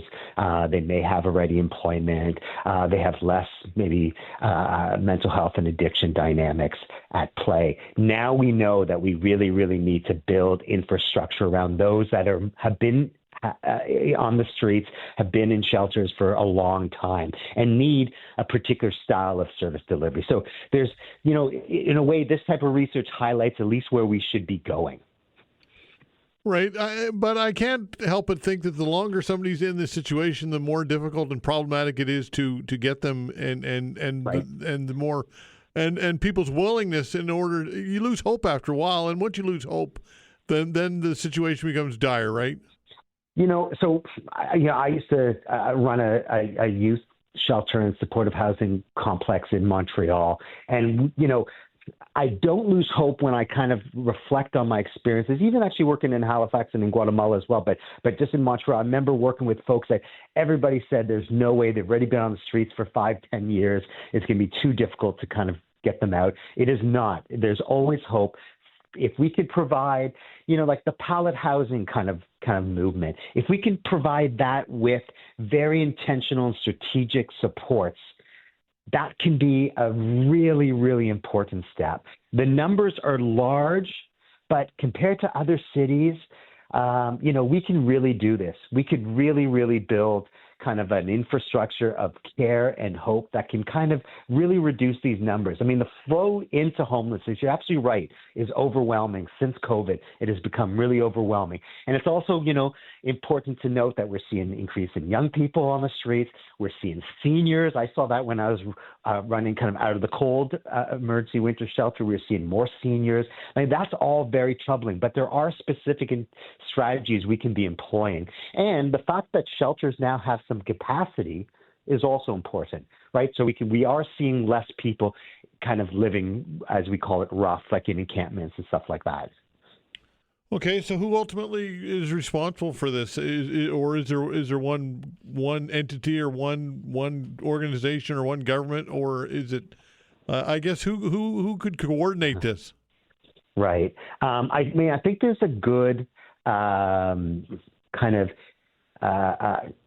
NGO network that has the skill sets, has the understanding, has the connection to folks on the ground as well, that are the core players. But of course, with everything being so expensive these days and housing taking longer than, we envisioned, we definitely need everybody around the table. The municipality, the province. I mean, this was funded by kind of the municipality, this type of research in affordable housing, Nova Scotia. So we do have mechanisms that are at play that can really kind of turn around and kind of take another direction. Right? I mean, right now, like the fact is, we really need that wraparound core services to work with those that everybody knows.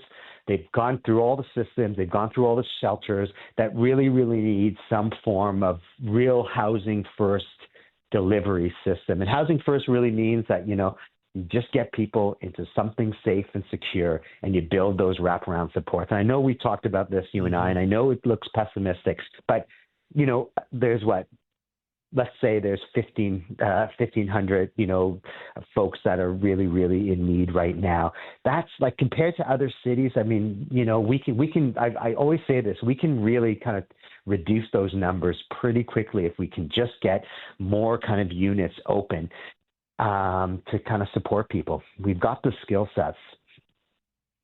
Okay. So what are the reasons why it doesn't happen? Well, one of the things, take, for example, the widening of Robie Street and the destruction of affordable housing there. I mean, every time we move forward, we seem to be kind of also taking steps backwards. We're still losing affordable housing stock. We really, really need that. The pallet housing piece, a few of us are going to be doing an evaluation of that program soon. There are those are the models that we just need. We just need to move forward. I know there's a lot happening in our province right now, and there's a lot of stress, and people are feeling extremely overwhelmed in different areas as well. But I think we have to keep pushing for affordable housing stock. Another element we could be all discussing is something like a basic income for a population like those that are on the ground. We've seen pilot studies of basic income people experiencing homelessness that have worked. That is also something we almost have a basic income for seniors. So we just kind of there's models that we can be thinking through, but it really comes down to some form of stable, affordable housing. How about addiction and its role in all of this? Because it's an underlying problem, or not even an underlying problem. It's a pretty obvious problem, is it not? Yes, it is. But every study has shown that once people move into something stable and something where there's a sense of community around them, the amount of addiction is reduced, and you can kind of work on all the underlying elements that kind of have pointed to addictive behavior. So, yeah, I mean, addiction is an issue. It's a survival mechanism of living in poverty and living on the streets. But I truly believe, and there's a lot of evidence that have, demonstrated that a harm reduction model around housing can really, really support a reduction in addiction. And it also can stabilize folks with emotional and psychological distress. It's not the panacea, but it can be the starting point. What about safe injection sites? This is controversial in Vancouver, of course, and other jurisdictions. What's your take on this concept? Well, safer injection sites. Again, the evidence has really demonstrated that if it's positioned with other types of supports, can be very, very helpful. It's part of, harm reduction is a wide stream of different services, abstinence being one of those elements. But having safer injection spaces is at least allowing for folks that are in that throe of addiction to be able to kind of use in a safer space, that a space that where you have folks that are there to support the person. Shown that there's evidence that it works if there's also housing attached to it, where there's also meaningful ways of working to kind of move away from addiction. So it's part of that toolkit of support. So it's something that, I know a lot of provinces are playing with or at least, having conversations around it. We've had those conversations as well. So it's definitely part of the toolkit. I mean, again, I'm a big believer in harm reduction mechanisms. And again, abstinence being one of those mechanisms of harm reduction as well. I think we need a multitude of services to kind of tap into the multitude of needs of folks. Jeff, always appreciate your input. Thank you so much. We'll do it again. Thank you very much. Okay. All right, Bye-bye. take care. Jeff Karabanow with Dalhousie University. Stop spraying of herbicides in forests, government told. That when we come back. Thanks.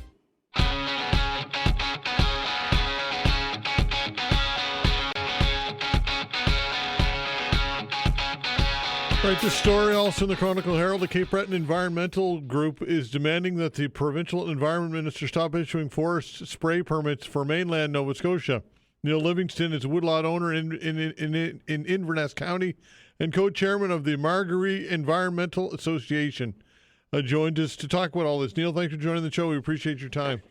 Hi, Todd. Pleasure to be on with you. All right. So tell us about how widespread is this? What data is out there which you can refer to? Well, for the last couple of years, historically what happened in Cape Breton was there was a huge pushback against herbicide spraying in the 1980s. And the result of that was by around 1990, the Pulp and Paper Company, which, in terms of the current ownership, it's the only pulp and paper company still existing in Nova Scotia. It's now called Port Hawkesbury Paper. They stopped spraying. It was part of getting their Forest Stewardship Council certification and what their market demanded internationally, which in our region is a no-spray policy. So they've got over 30 years of experiencing not spraying forests, and we actually sat on their Forest Advisory Committee for about a decade after this happened. And that was a good experience. And a couple of years ago, we started writing the minister and trying to meet with him, Mr. Hallman, the Minister of Environment, and to say, why are you still issuing herbicide spray permits for forestry on the mainland of Nova Scotia when the largest pulp and paper company with over 1 million acres of crown land operating, doing commercial forestry practices, hasn't sprayed over 30 years? They got tons of experience. A herbicide spray permit is a pollution permit, and we think you shouldn't be issuing them not only why do we live in two different worlds where Cape Breton's one world and Nova Scotia is the other? But it makes a lot of conflict within communities. People are even camping out on spray sites. And we just said, what's going on here? This shouldn't happen.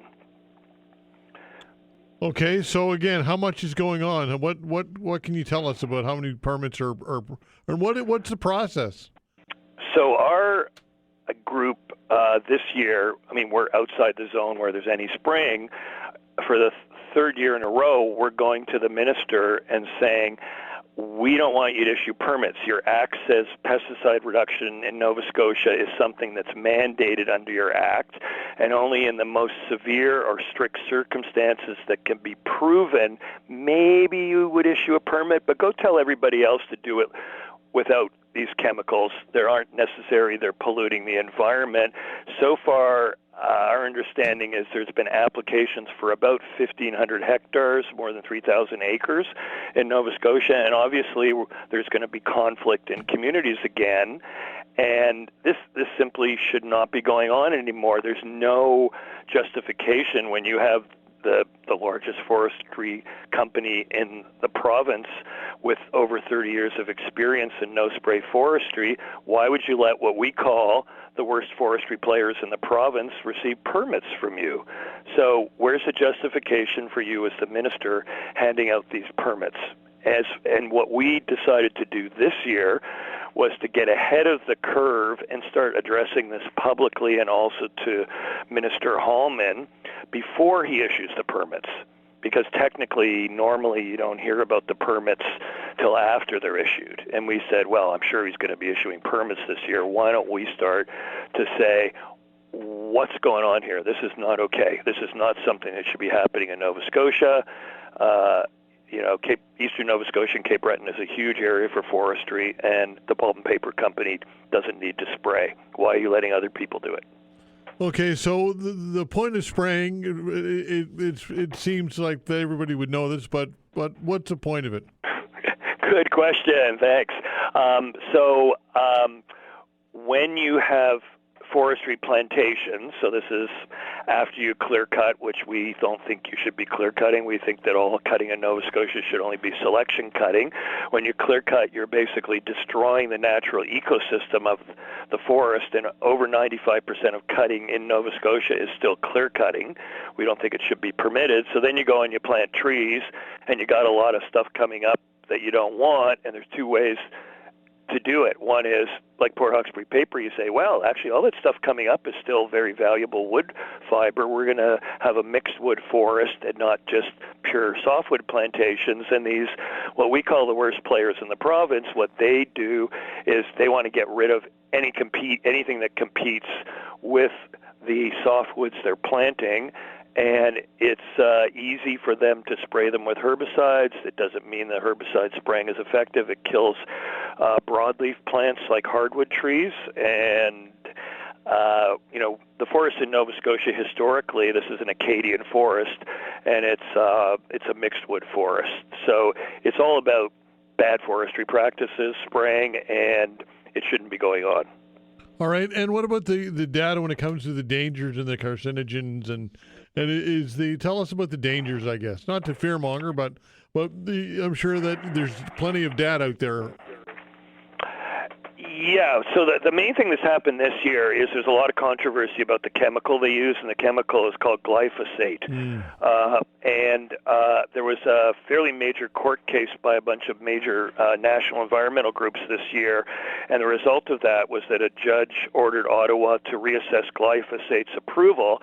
The health department in Canada reassessed it a couple of years ago. These groups took the health department to court, and the judge said that they had Health Canada completely ignored contemporary evidence about the possible dangers of glyphosate and ordered Health Canada to re-examine it. So that's pretty big stuff.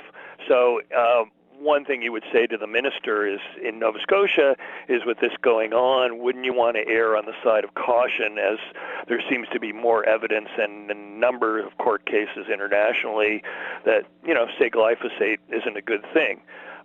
Canada actually has increasingly become one of the largest pesticide and herbicide users in the world. Actually, I think we're up to like number 7 now, where a lot of other countries, including Canada, have committed to reductions. We haven't been reducing.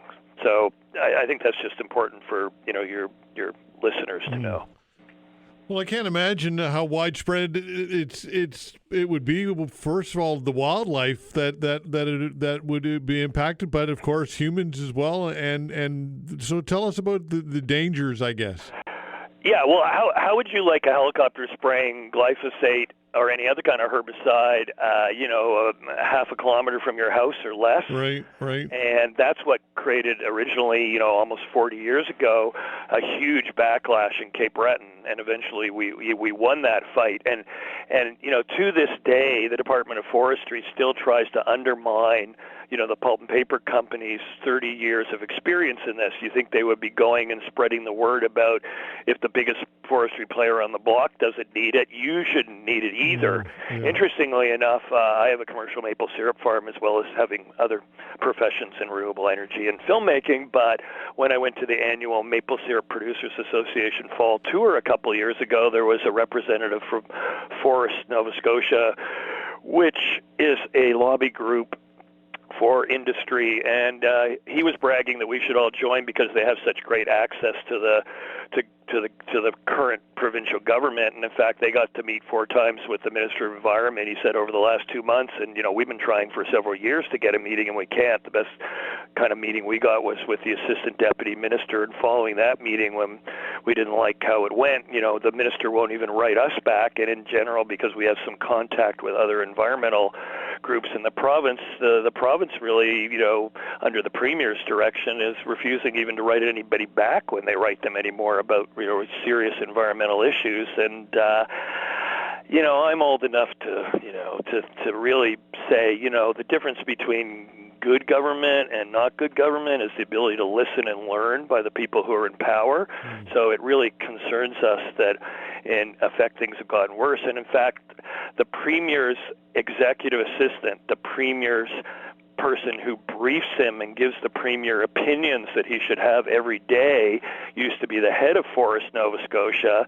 And if you look up Stephen Moore, you'll find articles in the National Post from 3 or 4 years ago in which he was supporting the truckers in Ottawa and also people who are waving Nazi flags, and that's like a quote right out of the article.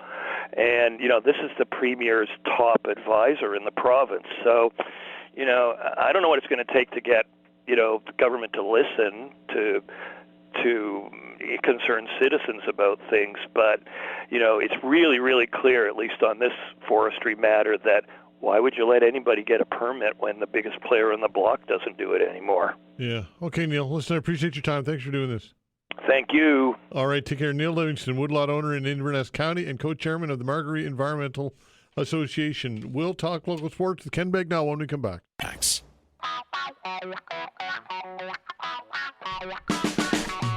All right, as per tradition, we have developed, we talk local sports with Ken Bagnell, who's the CEO of Canadian Sport Institute Atlantic.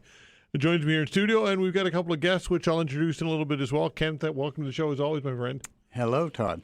So exciting times with the Canada Games on the horizon, right? Coming yes, right up. Our athletes from Nova Scotia are leaving for St. John's, Newfoundland this weekend, and competition will start actually on Sunday and then go through the next 2 weeks. So actually there's 2 shifts of athletes. One group go for week 1, compete, fly home. Another group goes in for week number 2. We have had a very good record at summer games over the past number of years. We're now in 5th place among provinces at the last games, which were in Niagara in Ontario. So beating provinces that are much bigger than us, like Manitoba and Saskatchewan, and trying to creep up on Alberta, both in medal count as well as in what's called flag points, which every competitor contributes to Nova Scotia's performance that way, whether they're medalists or not. So there are 374 athletes who are going to Canada Games from Nova Scotia. Wow, that's a big contingent. From tip to tip of in the province. So pretty exciting. we have lots of prospects for medals, including dark horse opportunities like our women's volleyball team, who we have a couple guests here. Yeah, all today. right. Well, let's go right into it. That's good. That was a good roll into that. Thanks, Ken. Allison Saunders, head coach of Team Nova Scotia women's volleyball, joins us. Allison, thanks for joining the show. Hi, thanks so much for having me. All right, and Luchi Cohen, been a team member for 4 years now. One of the team's captains, plays for the volleyball team. Luchi, must be exciting for you, I'm assuming, eh? Yeah, I'm super pumped. Absolutely. So, Allison, let's start with you. What are the expectations of the team? Is it what realistically? What are the expectations? I mean, our goal is to be a medal contender, and we've kind of, that was a goal agreed upon, not just on the coaching staff, but the athletes. It was a collaborative decision that we think it's possible, and that's kind of what we're aiming for. I think it's incredibly realistic, and yeah, very hopeful that we'll be able to reach that goal. What do you think the strengths of the team are, Allison? I think that I went to the 2022 games as an assistant coach, and I think the big difference I see with this group is the belief. And I don't think it's just like, I hope we can do this. I think we have the evidence. We are prepared. This is a group that's really, really willing to get uncomfortable in our training environment in order to grow. And I think we've had a pretty narrow focus through the summer of, knowing what we're really good at and getting really good at those things. And also, staying true to our team values. So the athletes kind of set at the beginning of the summer that a few values were going to lead us through the summer, and everything we do, whether it's in training and competition, off-court preparation, like we would always be checking in with those things. And I just think this team is so bought in to what is possible and what we can do. What do you mean by being willing to be uncomfortable? Well, you get to the Canada Games and you're going to be under a lot of pressure. There's going to be a lot of things you cannot control that are going to happen, both like in your performance and in the conditions of, where you're staying, what you're eating. And I think we try to push ourselves out of our comfort zone in training as much as possible. I think the athletes really trust that they're able to make mistakes and take risks in our training, because they know they're never gonna grow beyond what they're doing if they're not willing to make mistakes and maybe have practices that don't look that great and push through that to get better. Luchi, what's it like to be under that type of pressure? How do you deal with the pressure? Like Ollie said, I think that one of the most important things is just being aware of what's in our control and what isn't. Oftentimes there's we try to look at practices really objectively, and it's like, okay, maybe I didn't have my best practice, but here's why and here's how I can learn from that. I think it's mostly about the perspective you have on why do I have this pressure on me? And we often quote that pressure is a privilege in our gym. We're all really lucky to be in this gym, so just kind of shifting our mindset towards that pressure is probably how we deal with it. We also we have a lot of chats with our teammates. We support each other, and we really have each other's back, so that makes it a lot easier as well. Yeah. Is it intimidating to go up against some of the bigger provinces, Luchi?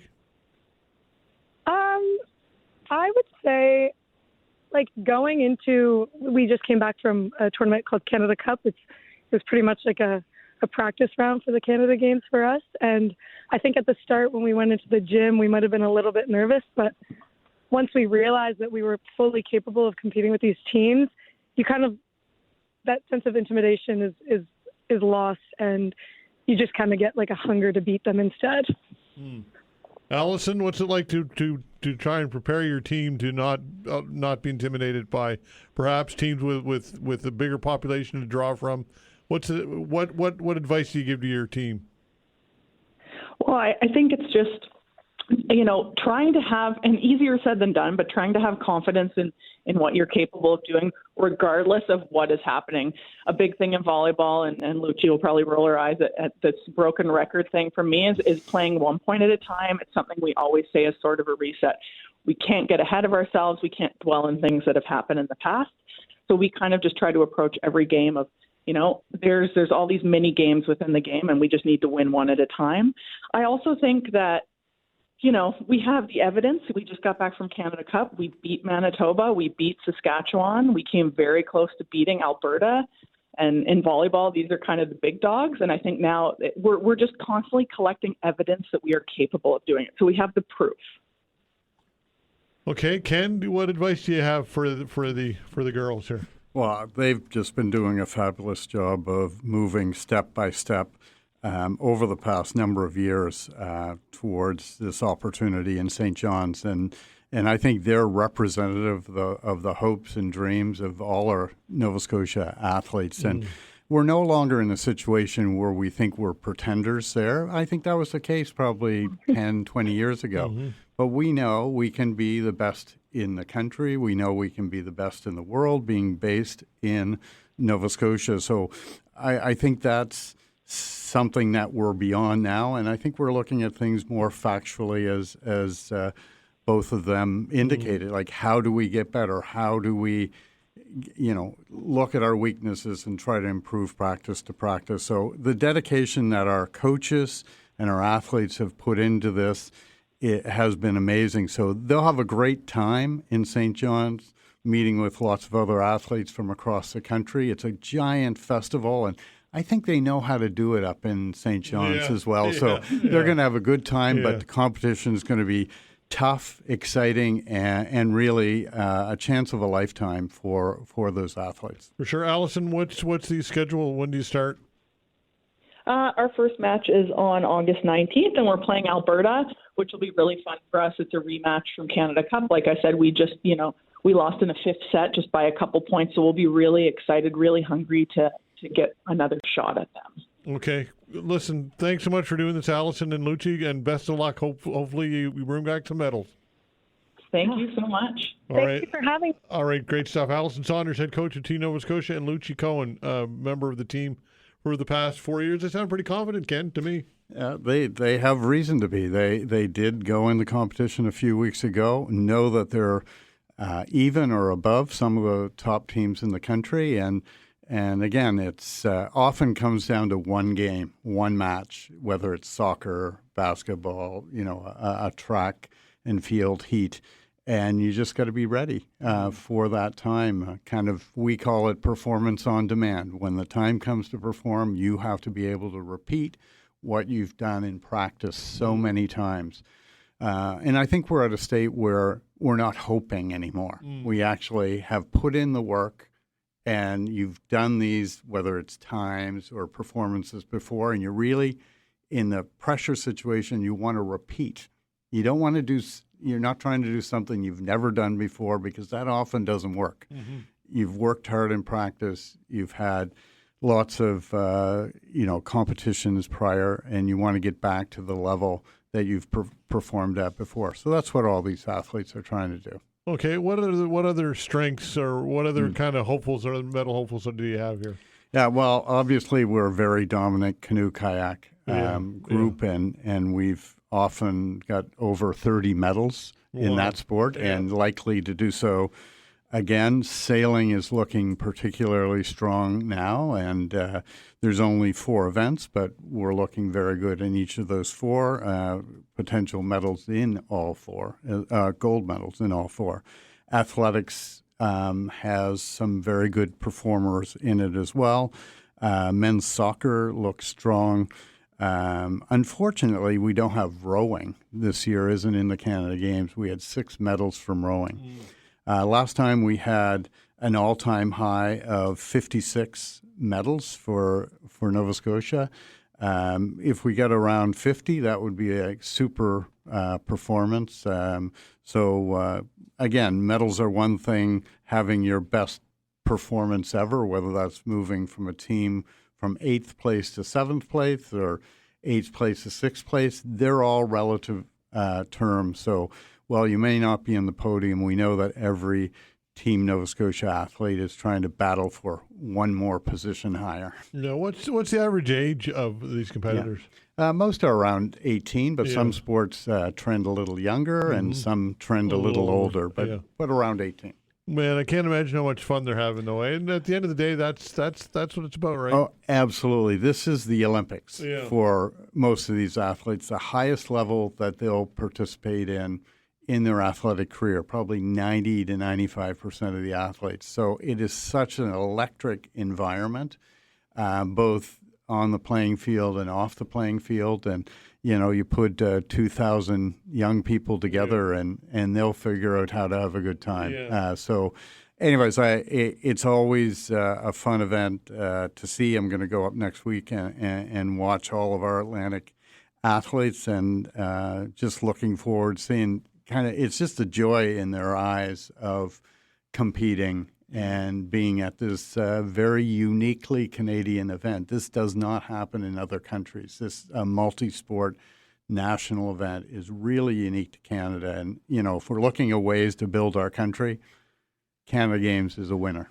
Yeah, it's funny. I'm from St. John, and I can remember when the Canada Games came to St. John in the 80s, and of course they built the Canada Games Stadium and the Aquatic Center and all that. Yeah. So and we can talk about infrastructure. You want to segue into that, but that is that's a key component to something to strive for, right? Well, Todd, not to disclose my age, but I was a coach of men's volleyball at the 85 Canada Games, and we did win a medal. We came third for Nova Scotia, so I have very fond memories of the St. John Games. Yeah, for sure. Yeah. All right, so you want to talk about infrastructure? Yeah. And you have some issues with that, but let's take a break first, okay, Ken? Right. All right, we'll be back with Ken Bagnell. Facts.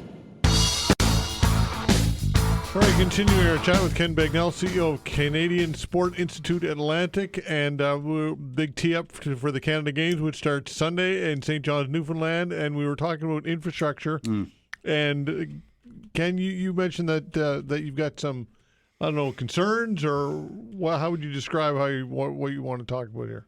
Well, I see there's lots of individual efforts going, voices in the community who are driving certain infrastructure development or plans that currently exist in the community, whether it's the forum, rehabilitation, continuing talk about the stadium, continuing talk about a pool, total lack of indoor space for turf sports like rugby and soccer in the winter. Like we could build 4 more domes and fill them.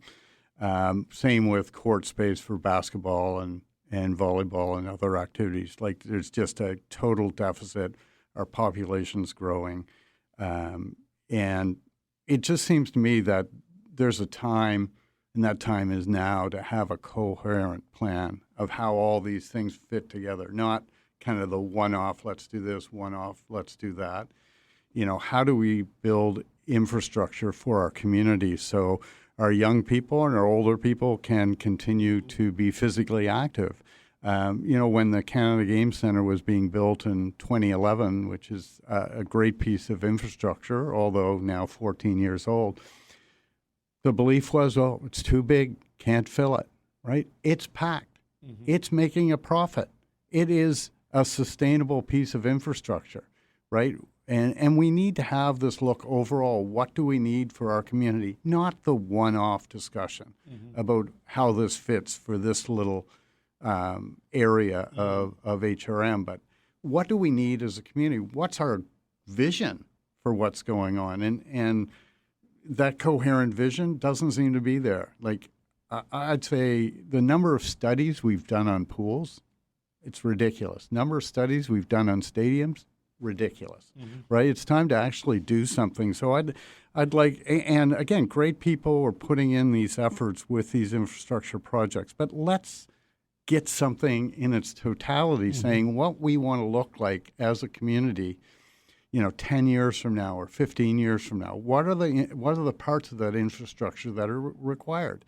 And I don't think we've taken a serious look at that yet, and I'd encourage council and people in HRM to start to think about things in a more holistic manner. Yeah, instead of talking about bike lanes all the time.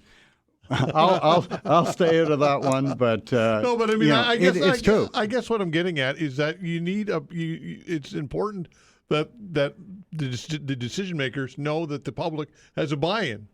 Oh, absolutely, and their buy-in is shown in their participation in grassroots sports. Right. We just talked to two people who are without these facilities, they wouldn't exist. Yeah, it's and just the multitude of indoor facilities that we need because we don't have access to school gyms in general. Right. Like they're less and less in play.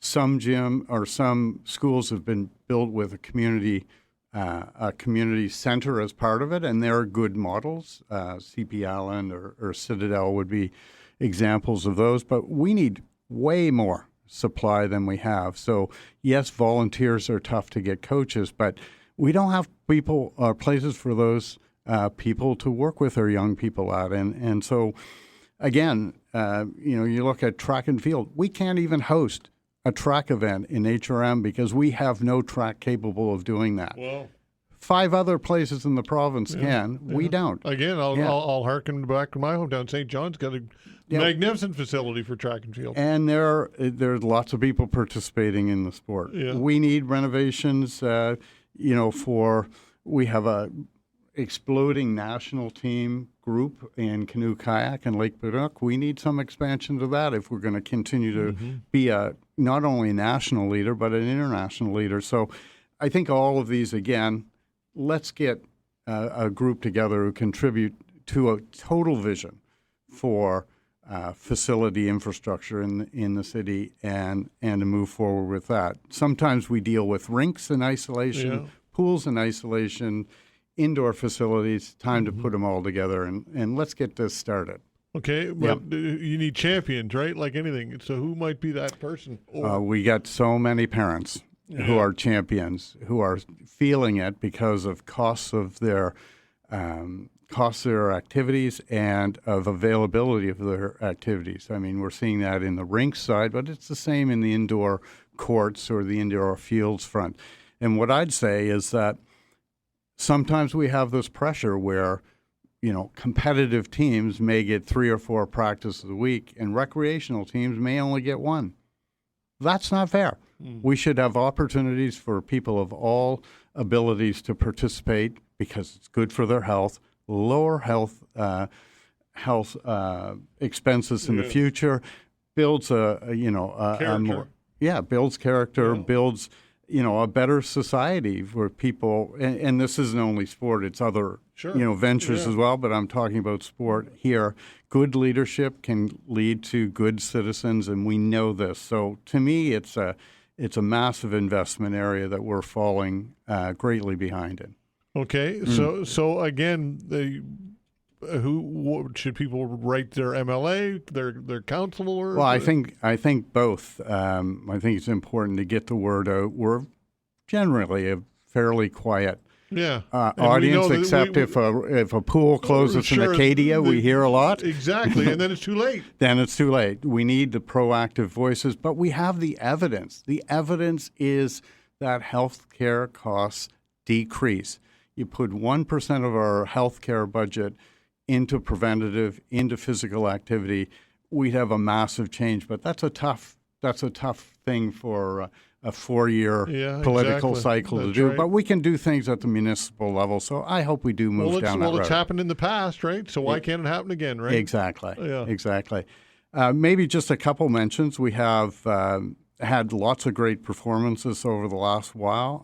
Back to volleyball, Bella Noble, who's part of the under-23 national volleyball team, was named best setter at the Pan Am Cup, which is North and South America. Great performance in the silver medal. We've had 3 athletes just qualified to represent Canada at the World Athletics Para Championship. That's Carly Hiltz, Chloe Dunbar, and Katie Pegg, who was a 2024 Paralympian. Lots of hockey players, female players who've made national team training camps that are going on this month, whether it's the Olympic team with Blair Turnbull, obviously head coach Troy Ryan, the development team, the under-18 team, which will actually be playing at Worlds in Sydney, Nova Scotia at the end of this year. So lots going on. A couple medals from athletes from HRM at the World Under 23 and junior Right. canoe world championships. So, I mean, again, performances just keep on coming, and we'll see a lot more at the Canada Games coming up. Ken, listen, appreciate you coming in, and we'll see you again next month, and we'll talk what happened at the Canada Games and all those medals. Okay. How's that sound? Very good, Todd. Okay, Thank great you. stuff. Ken Bagnell, CEO, Canadian Sport Institute Atlantic. Thanks for listening, everybody. Thanks to Vanessa Van Den Ness as well on the other side of the glass. We're back tomorrow at 10 o'clock. See you then.